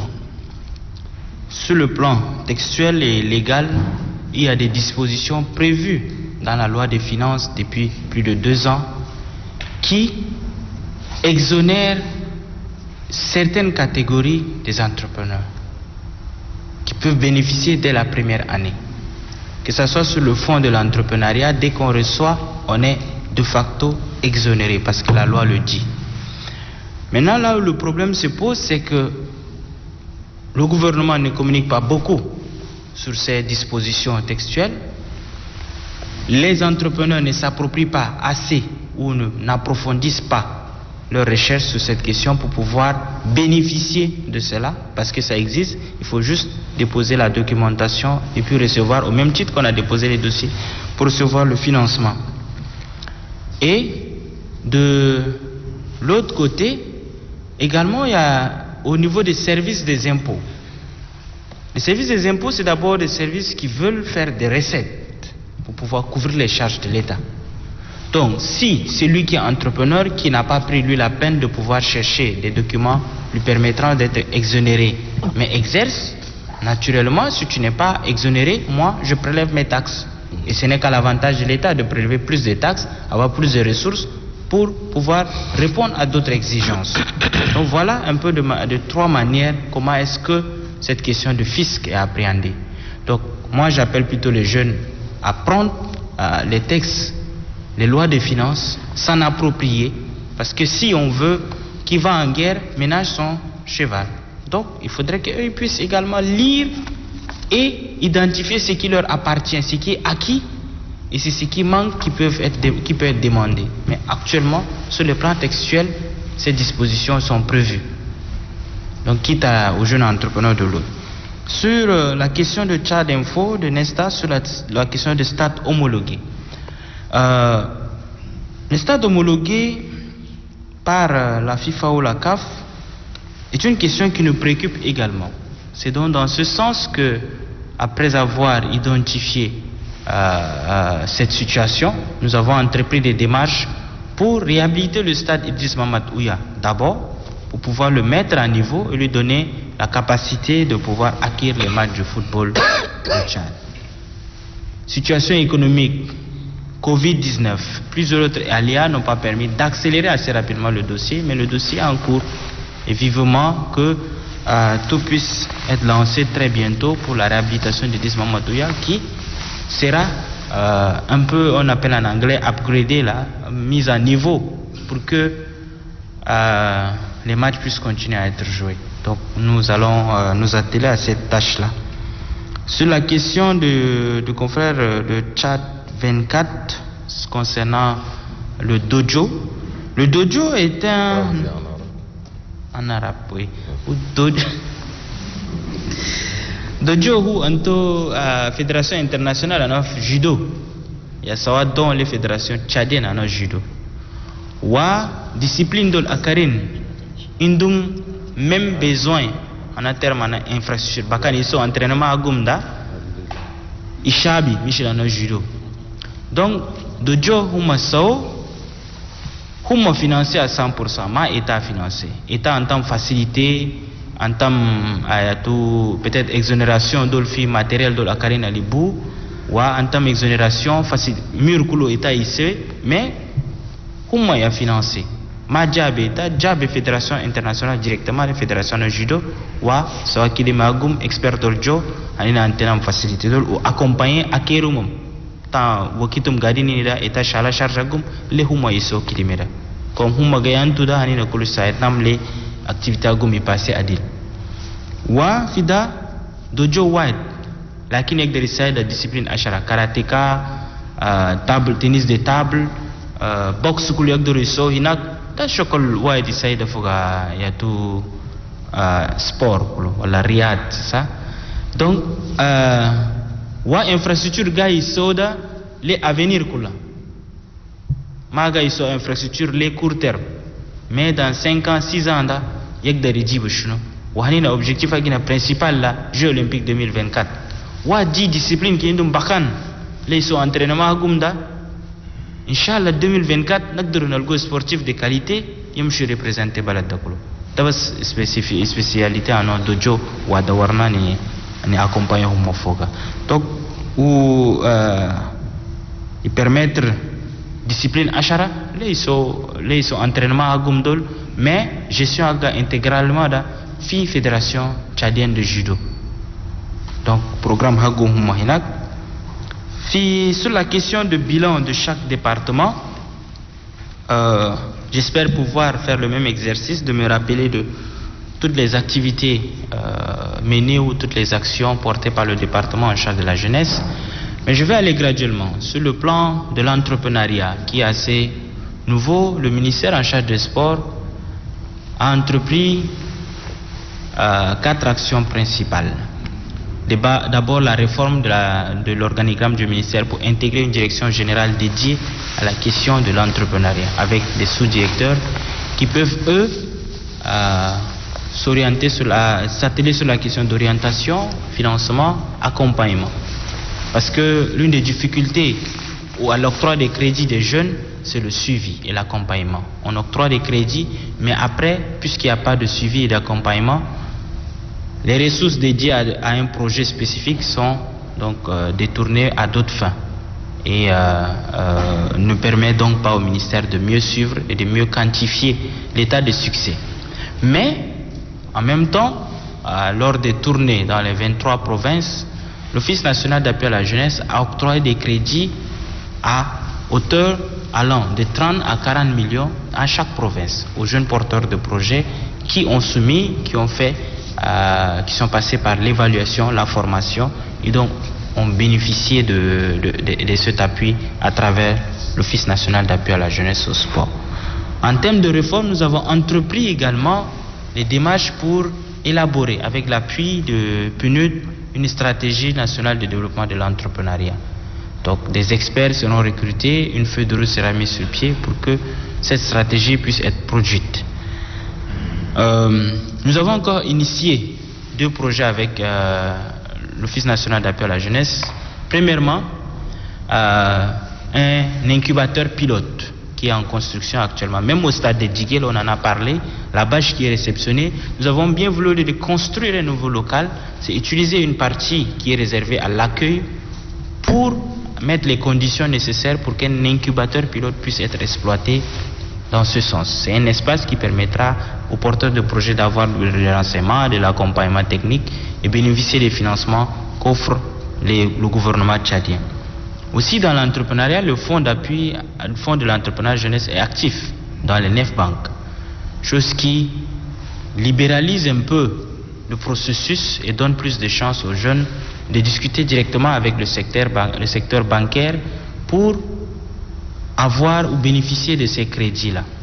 À côté de ça, nous avons lancé l'initiative Marshall Awards, dont les porteurs de projets ou ceux qui ont été identifiés recevront donc leur subvention lors de la clôture du Forum national de la jeunesse.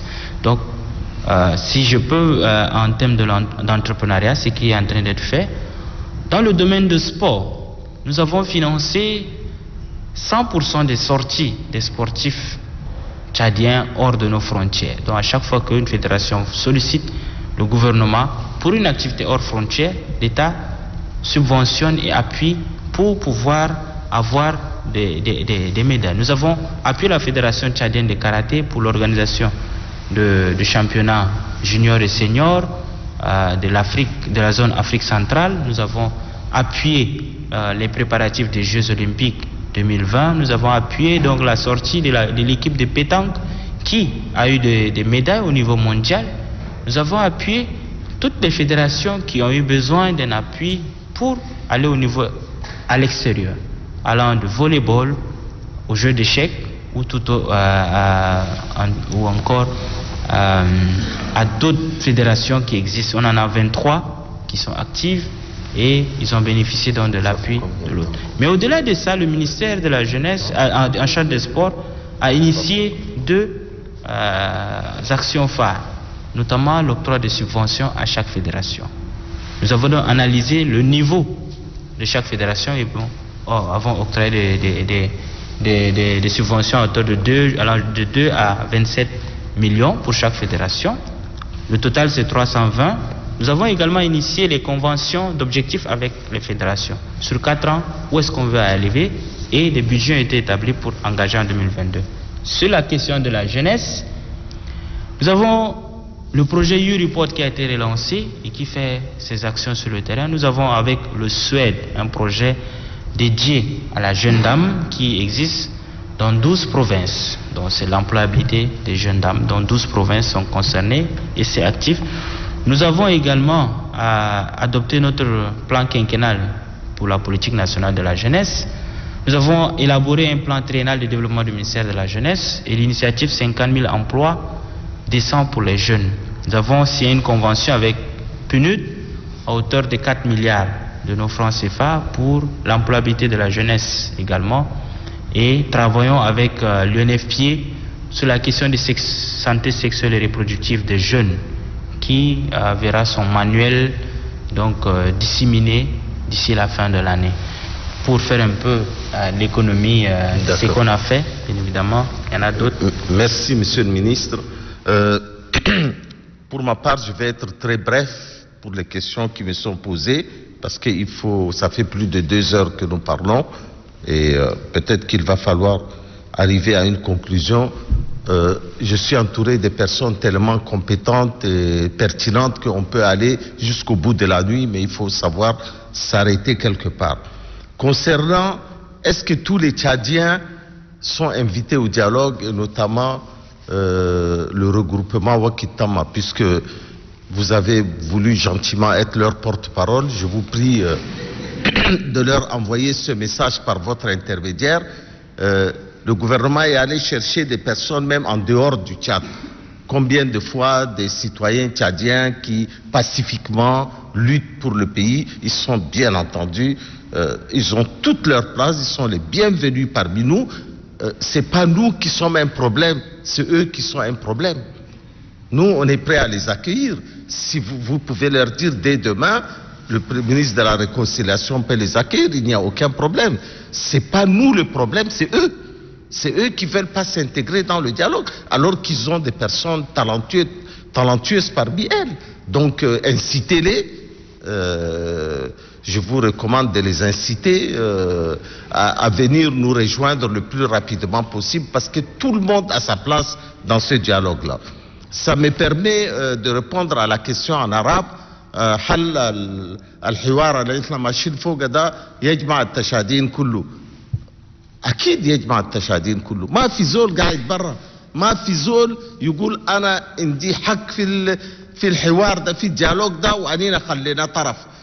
ما تلقى زول كده اليوم. حتى الناس القاعدين برا، حتى الناس المسلحين قاعدين برا شالوا السلاح وضربونا، ان احنا فتينا لهم مجال عشان يجوا يشتركوا معانا عشان نمشوا قدام. دونك الريبونس لك ده ريبونس حي ساكت، ان احنا مفتوحين لاي زول. حتى انت ذاتك كان عاوز تجي تعال، المكان فاتح لك. كان أمباكر بجد معارض ولا أي حاجة، تعال نخطوك ندوك بكارك، أي زول يلقى بكارك. ما عندنا مشكلة في الكلام ده. كلام قال ça je vais répondre en français. Pourquoi on propose 50 millions? Est-ce que c'est la première fois dans le monde qu'un gouvernement propose une prime pour rechercher des criminels? En quoi ça vous gêne? C'est exactement comme l'histoire d'avant. Si on peut dépenser 50 millions pour trouver un criminel, on fera l'économie, beaucoup d'économies. Et aujourd'hui, ce sont les Américains qui ont lancé cette affaire. Quand on cherchait Ben Laden, on a dépensé des milliards, pas 50 millions. La France met des primes pour retrouver des criminels, tous les pays du monde, parce que c'est le Tchad, eh ben ça vous gêne. Non, ne vous gênez pas, monsieur, c'est quelque chose de pratique. Maintenant, mes collègues ont fait un large débat sur le bilan qu'ils ont fait. Bon, ils ont l'avantage d'avoir été ministres avant moi, donc ils ont un bilan plus conséquent. Je constate que bien qu'on soit jeune, on a beaucoup de talents, et ce gouvernement renferme beaucoup de talents. Beaucoup de femmes et d'hommes de talent. Vous constaterez, Madame la Ministre, que sous ce gouvernement, la femme a eu beaucoup de place. Et les jeunes ont beaucoup de place. La femme et les jeunes représentent, je crois, plus de 90% du Conseil national de transition, si je ne m'abuse. Et ils représentent la quasi-totalité du gouvernement. Il faut vous en réjouir. Et je voulais, permettez-moi d'inverser les rôles, demander à mes deux collègues qu'est-ce que ça fait d'être si jeune et à la tête d'un département ministériel. Madame la ministre. Merci beaucoup, monsieur le ministre de la Communication. Vous êtes dans votre rôle des communicants. Merci pour cette opportunité. Je pense que la question elle est pertinente. Et je pense que ce n'est pas seulement les journalistes qui sont intéressés par cette réponse, mais même la population, les jeunes que nous représentons justement au gouvernement. Qu'est-ce que ça fait d'être jeune et au gouvernement? C'est beaucoup de bonnes choses. C'est beaucoup de bonnes choses parce que tu contribues au développement de ton pays. Parce que tu donnes ton point de vue dans des décisions importantes qui sont prises pour le pays. Parce que tu portes la voix de cette jeunesse que tu représentes, de cette couche, la frange la plus importante de la population, que toi tu représentes dans cette instance la plus décisionnelle du pays. Ça nous apprend aussi parce qu'on n'est pas venu expert, on a eu des hauts et des bas, on a appris, on a été humble. On n'a pas aussi cherché à piétiner les personnes qui étaient avant nous. On s'est toujours rapproché de moi personnellement.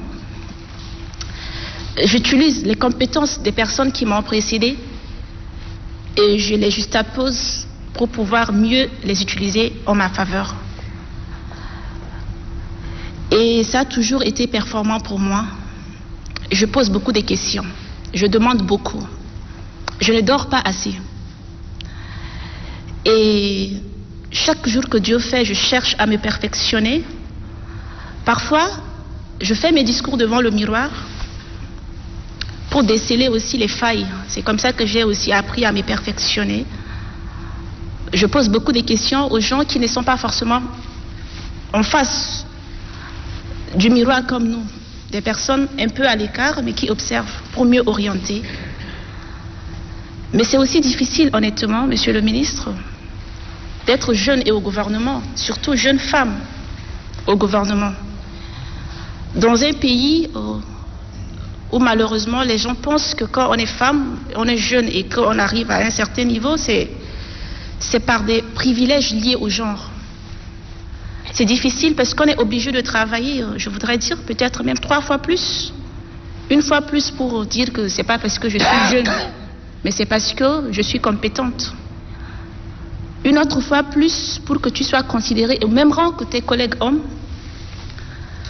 Une autre fois plus pour dire que c'est pas parce que je suis jeune et que Dieu m'a fait grâce que je suis au gouvernement. C'est difficile parce que beaucoup de gens ne te rendent pas la vie facile. Parfois même les gens que tu représentes. Et ça peut aussi impacter dans ta vie personnelle. C'est vrai parce que j'ai jamais eu l'opportunité de parler de ça. J'ai jamais eu l'opportunité de parler de moi. Je parle pour les autres. Mais en tant que ministre, il y a des choses que moi j'ai subies, que j'ai vécues et qui me touchent. Je suis une femme mariée. J'ai 2 enfants. Mais je suis jeune. Et je remercie Dieu. Je suis aussi belle, ça je le sais. Et je suis aussi intelligente. Mais je voudrais vous dire que rien ne se limite au physique. La beauté, l'intelligence, c'est rien si tu n'as pas la grâce de Dieu. Mais malheureusement, beaucoup ne se contentent que de ça. Est-ce que c'est un crime? Parfois, je discute avec des jeunes filles en dehors du caméra et je leur dis ceci: n'ayez pas honte d'être intelligente, mais à la fois aussi gracieuse. Ce n'est pas un défaut. Ce qu'on voudrait changer, c'est que les gens, eux, ils changent leur perception. Ce n'est pas à moi de changer en tant que jeune. Ce n'est pas à moi de changer. Je ne peux pas changer mon physique, je ne peux pas changer ma forme. Je suis comme ça, vous devez m'accepter. Vous devez voir le travail que je fais en tant que jeune au gouvernement. Vous ne devez pas inventer les choses. Et ça aussi, c'est un message. Vous, la presse, c'est vous qui devez nous aider quand on est jeune et on est au gouvernement. Vous avez tous vu, moi j'ai été victime de beaucoup d'attaques. Mais les gens ne m'attaquent pas sur mon travail. Non, ils ne le font pas sur mon travail. Ils le font sur ma personne, sur mon intégrité, sur ma dignité de femme. Et ça, c'est ce qui réduit la participation des femmes en politique. Les vidéos pornographiques, moi j'attends jusque-là, je n'en ai pas vu. Vous ne pouvez pas savoir ce que ça m'a fait. Ce que j'ai subi, ça, personne ne pouvait le savoir. Ça a été difficile. Imaginez ce que peut ressentir ma mère. Mes enfants, ils sont tout petits, ils ne comprennent pas ce qui se passe. Tout ce qu'ils savent, c'est que leur maman est très engagée. Elle sort le matin, elle rentre le soir. Mais elle ne le fait pas pour elle. Même avant le gouvernement, j'étais une femme publique, moi. J'ai toujours été dans la lumière. Je me suis toujours battue pour les autres à travers ma fondation. Tout ce que je fais, je le fais avec le cœur. Je le fais pas pour moi. Et avec le talent. Je ne cherche pas une visibilité quelconque. Mais si dans l'exercice de mes fonctions, dans l'exercice de mon travail, si les gens doivent me voir, ce n'est pas de ma faute. Je voudrais que vous puissiez permettre à d'autres jeunes filles de rêver comme moi, de pouvoir contribuer au développement de ce pays, que vous ne les enfonciez pas, que vous leur laissez. Elles ont peur, elles sont là, elles observent. Elles sont contentes de voir qu'il y a une jeune fille. Et même au-delà de chez nous, ici, dans d'autres pays, les autres nous observent, ils sont contents, ils sont fiers. Mais ici, on a peur. Les jeunes filles ont peur de se lancer parce que demain, elles seront doigtées, parce qu'on va penser qu'elles sont au gouvernement pour des avantages liés à leur genre, parce qu'elles ont eu des promotions pour X ou pour Y, et ça freine. Alors que les femmes, c'est plus de 52% de la population. C'est plus de 52. Des jeunes là comme nous, il y en a plein avec beaucoup de talents. Parfois même un simple poste de responsabilité, elles ont peur parce qu'elles vont être attaquées. Chers journalistes, c'est le moment pour moi de vous lancer un message. Soyez avec nous. Faites votre travail. Si on fait mal notre travail, c'est votre rôle de nous taper dessus. Jugez-nous sur des choses qui sont liées à notre fonction. Je suis d'accord quand tout le monde m'interpelle pour me dire que les femmes sont victimes de violences. C'est normal. Et c'est ça mon rôle. d'être là, d'être notre porte-voix, de nous battre pour que le message soit entendu et sensibilisé contre les violences. Ça, c'est normal, ça, c'est le rôle du média. Avec vous, on peut faire. Sans vous, on ne peut pas le faire. Et c'est un message que je vous lance. Nous sommes aussi à la fin de l'année, Monsieur le ministre. Je suppose que votre question, c'est aussi pour mettre un fin à cette interview. Je voudrais formuler mes vœux de bonheur à tous les Tchadiens, de l'intérieur, de l'extérieur. Que Dieu nous fasse grâce. L'année 2021 a été très perturbée, c'est vrai. Mais je souhaite que Dieu nous donne la paix du cœur. Que nous puissions nous pardonner en tant que Tchadiens et Tchadiennes. Et que nous puissions nous dire qu'on a un seul Tchad. Et que soit on va sortir tous la tête haute, soit on va tous périr ensemble. Donc c'est de notre intérêt de faire en sorte que nous soyons toujours unis. Bonne et heureuse année à tous. Je vous remercie. Merci Madame la Ministre. Monsieur le Ministre, la question vous est aussi posée. D'accord, merci beaucoup. En tout cas, je rêve d'être aussi éloquent que Amina. Peut-être que le geste que j'ai fait tout à l'heure, c'était pas un geste moqueur, parce que je savais à quoi s'attendre en réalité. Moi, j'ai vu les larmes de Amina quand elle a été lynchée médiatiquement. Je le dis pas pour montrer sa faiblesse, mais plutôt pour louer son courage et sa capacité de se surpasser. À l'exemple d'Amina, je ne suis pas du reste en termes de campagne de dénigrement médiatique ou encore campagne de pouvoir à tout prix voir le point noir dans toute une feuille blanche. Tout à l'heure, un des journalistes a même posé la question, la première d'ailleurs, sur des torchons qui brûlent. Oui, ça sont un exemple parmi tant d'autres. Nous avons été accusés, torpillés ou encore touchés au plus profond de notre propre personne. Mais au-delà de tout, on ne voit pas que nous sommes que des êtres humains qui avons peut-être la chance d'être à ce poste en ce moment précis de notre vie. Que nous sommes des missionnaires pendant cette période et que sûrement d'autres viendront continuer la suite de notre combat.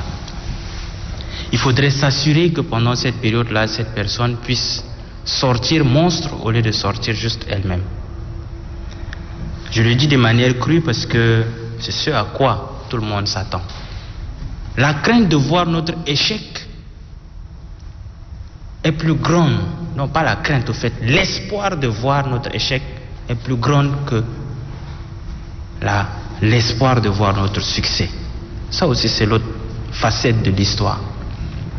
On espère qu'ils échouent, on espère qu'ils puissent trahir la conscience de ceux qui ont fait appel à eux. On espère qu'ils puissent faire ce mal qui a été peut-être fait avant, on ne sait pas. Mais cette espérance, puisqu'elle ne vient pas, il faudrait plutôt l'inciter à venir. Mais nous apprenons chaque jour. Et chaque jour, je pense que notre capacité à être résilient nous montre le chemin de pouvoir mieux prendre des décisions, de mieux agir au-delà de notre propre personne, mais pour l'intérêt global. Ce que ça fait d'être un jeune membre du gouvernement, c'est d'abord la fierté de faire partie de l'histoire. Faire partie d'une histoire qui ouvre une grande porte à la jeunesse, mais également porter tout le fardeau du succès ou encore d'ouverture que la jeunesse pourrait avoir dans le futur. Puisque échouer là, c'est aussi échouer la chance qui a été donnée à la jeunesse. Puisque échouer là, c'est ternir la capacité, l'intelligence, l'innovation de la jeunesse. Et chaque jour, Amina dort peut-être peu, mais moi je dors pratiquement pas. Parce que tout ce que je rêve, ce n'est pas permettre à quelqu'un de dire que lui, il était jeune, il a échoué. Échoué dans tout le sens, que ce soit dans le cadre de travail, dans le cadre social et aussi dans le cadre familial. Nous avons également des familles, nous ne sommes pas des monstres ni des extraterrestres parce qu'on a des familles, il y a des gens qui sont autour de nous dont les agissements choquent également. Je me rappelle encore du déplacement de ma mère à 4 heures du matin pour me demander qu'aujourd'hui elle voudrait que je cesse d'être membre du gouvernement. Parce qu'elle s'est dit, pourquoi est-ce que son fils devrait mériter cela? Qu'est-ce qu'il fait? Devient-il riche? Elle ne le voit pas. Prend-il du plaisir à être ministre? Elle ne le sent pas. Mais reçoit-il chaque jour des coups? Oui, elle également le sent. À quoi sert donc d'être membre du gouvernement alors qu'il faut plutôt essuyer le tort qui ne vous revient pas que vivre juste sainement? Nous avons une vie avant le gouvernement et aurons sûrement une vie après le gouvernement. Cette chance, nous l'assumons. Ce challenge, nous l'assumons et nous espérons ne jamais trahir cette confiance et ne cède jamais cette chance. C'est juste une espérance. Et nous prions Dieu pour que nous ne puissions pas trahir. Maintenant, l'avenir nous dira. Et chacun est jugé en fonction de ses actions. C'est aussi l'endroit de lancer un appel également à l'endroit de la jeunesse, parce que elle a tant soutenu et tant fait des plaidoyers pour que des jeunes viennent au gouvernement. Elle doit être la première actrice du succès de ces jeunes. Non, la première actrice de l'échec de cette jeunesse-là. L'ouverture qu'offre l'intégration de la jeunesse dans le gouvernement est historique. Parce que très rare est la capacité de savoir que tu peux juste appeler un ministre « Hey Christian », mais il va toujours te répondre « oui ». Parce que oui, il sait qu'il est chrétien, il est jeune comme toi. Il va te répondre, il va t'écouter. Il peut ne pas te donner satisfaction, mais au moins tu peux appeler un ministre « Hey ». Mais ça également, on voit ça en noir. Bien, je ne vais pas m'atteler pour plutôt mettre en avant tout le stress d'être un ministre, mais vous assurez aussi qu'au-delà de tout ce qui va avec, on est fier d'être ministre.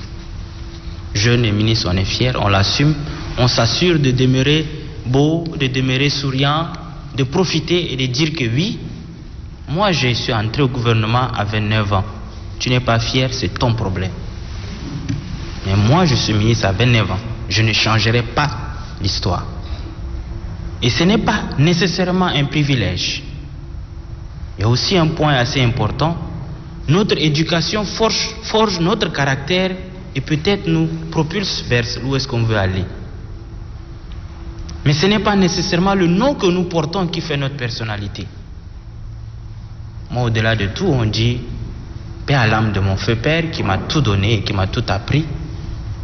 Mais je suis convaincu d'une chose, c'est que ce n'est pas parce que je n'ai que le nom Routouang que je suis au gouvernement, mais parce que Christian en moi a sa capacité également de faire les choses. Routouang a 28 enfants, dont le nombre du gouvernement. Si c'est parce que Routouang est là, c'est que 28 enfants de Routouang seront au gouvernement également. Merci, monsieur. Donc merci beaucoup. Je voudrais aussi souhaiter bonne et heureuse année à chacun. Et plein de succès. Appeler aussi à l'endroit des journalistes de pouvoir nous soutenir dans ce que nous faisons. Les appeler à pouvoir nous donner les plateaux qu'il faut pour nous exprimer et surtout amplifier les actions du gouvernement. Parce que oui, au-delà de l'amplification, si vous donnez une information sur le mécanisme de profit à la jeunesse, celle-ci pourra également prendre avantage. Donc, merci une fois de plus. Merci, monsieur le ministre. Je ne pensais pas que madame la ministre, monsieur le ministre, en posant cette question, j'allais ressentir l'émotion qui sort de plus profond de vous-même, et j'ai ressenti cette émotion, et je crois que les téléspectateurs qui nous écouteront, qui nous verront, sentiront aussi cette émotion. Vous ne m'avez pas demandé ce que c'est d'être ministre, un vieux ministre aussi. Je voudrais simplement vous dire qu'il y a un proverbe qui dit qu'il faut laisser les bassesses mourir de leur propre poison. Et quand on a la responsabilité que nous avons, on est sujet à beaucoup de critiques et nous devrons malheureusement l'assumer quelquefois à nos dépens. Vous savez, ce stylo-là, il coûte peut-être 100 francs, 200 francs. Mais dans la main d'un ministre, c'est un grand pouvoir. Parce que vous pouvez détruire la vie de quelqu'un ou des structures de l'État avec un simple stylo. Être ministre est une grosse responsabilité et vous l'assumez très bien. Je voudrais simplement dire toute ma joie de travailler avec des jeunes ministres talentueux parce que vous apportez beaucoup, vous apportez de la fraîcheur dans ce gouvernement, vous apportez votre vision de la société, vous apportez aussi votre talent et il faut du tout pour faire un monde. Et ne vous tracassez pas souvent de ce que les gens disent. Si vous savez ce qu'on dit sur moi, vous allez être rassurés. Donc, soyez bénis de Dieu. J'ai une pensée particulière pour la jeunesse de mon pays parce que ce que nous faisons, c'est pour la postérité. Et la postérité, c'est la jeunesse. J'ai été ministre un peu plus vieux que vous. J'ai été ministre à 37 ans. Le président Mamad est ministre à 37 ans aussi. Mais bon, à chacun son talent. Je suis ministre, il est président de la République. Comme quoi, c'est Dieu qui donne le pouvoir et c'est vers lui que nous allons nous pencher, surtout à la veille de Noël, pour nos frères chrétiens. Nous leur souhaitons un joyeux Noël. Nous sommes musulmans ou autres religions, nous sommes solidaires de la fête de Noël parce que c'est la fête de beaucoup de nos compatriotes. Et nous exprimons toute notre solidarité à la communauté chrétienne qui va fêter Noël. Le jour de l'an, c'est un jour pour tout le monde. Bonne année à tous. Que Dieu bénisse ce pays que nous aimons tant. Que Dieu bénisse cette jeunesse forte, rassemblée, unie. Nous espérons qu'à travers ce dialogue-là, sortira un Tchad réconcilié avec lui-même. Merci d'avoir été présent dans cette conférence de presse. Merci de nous avoir soutenus et merci à mes deux collègues. Que Dieu bénisse le Tchad. Je vous remercie.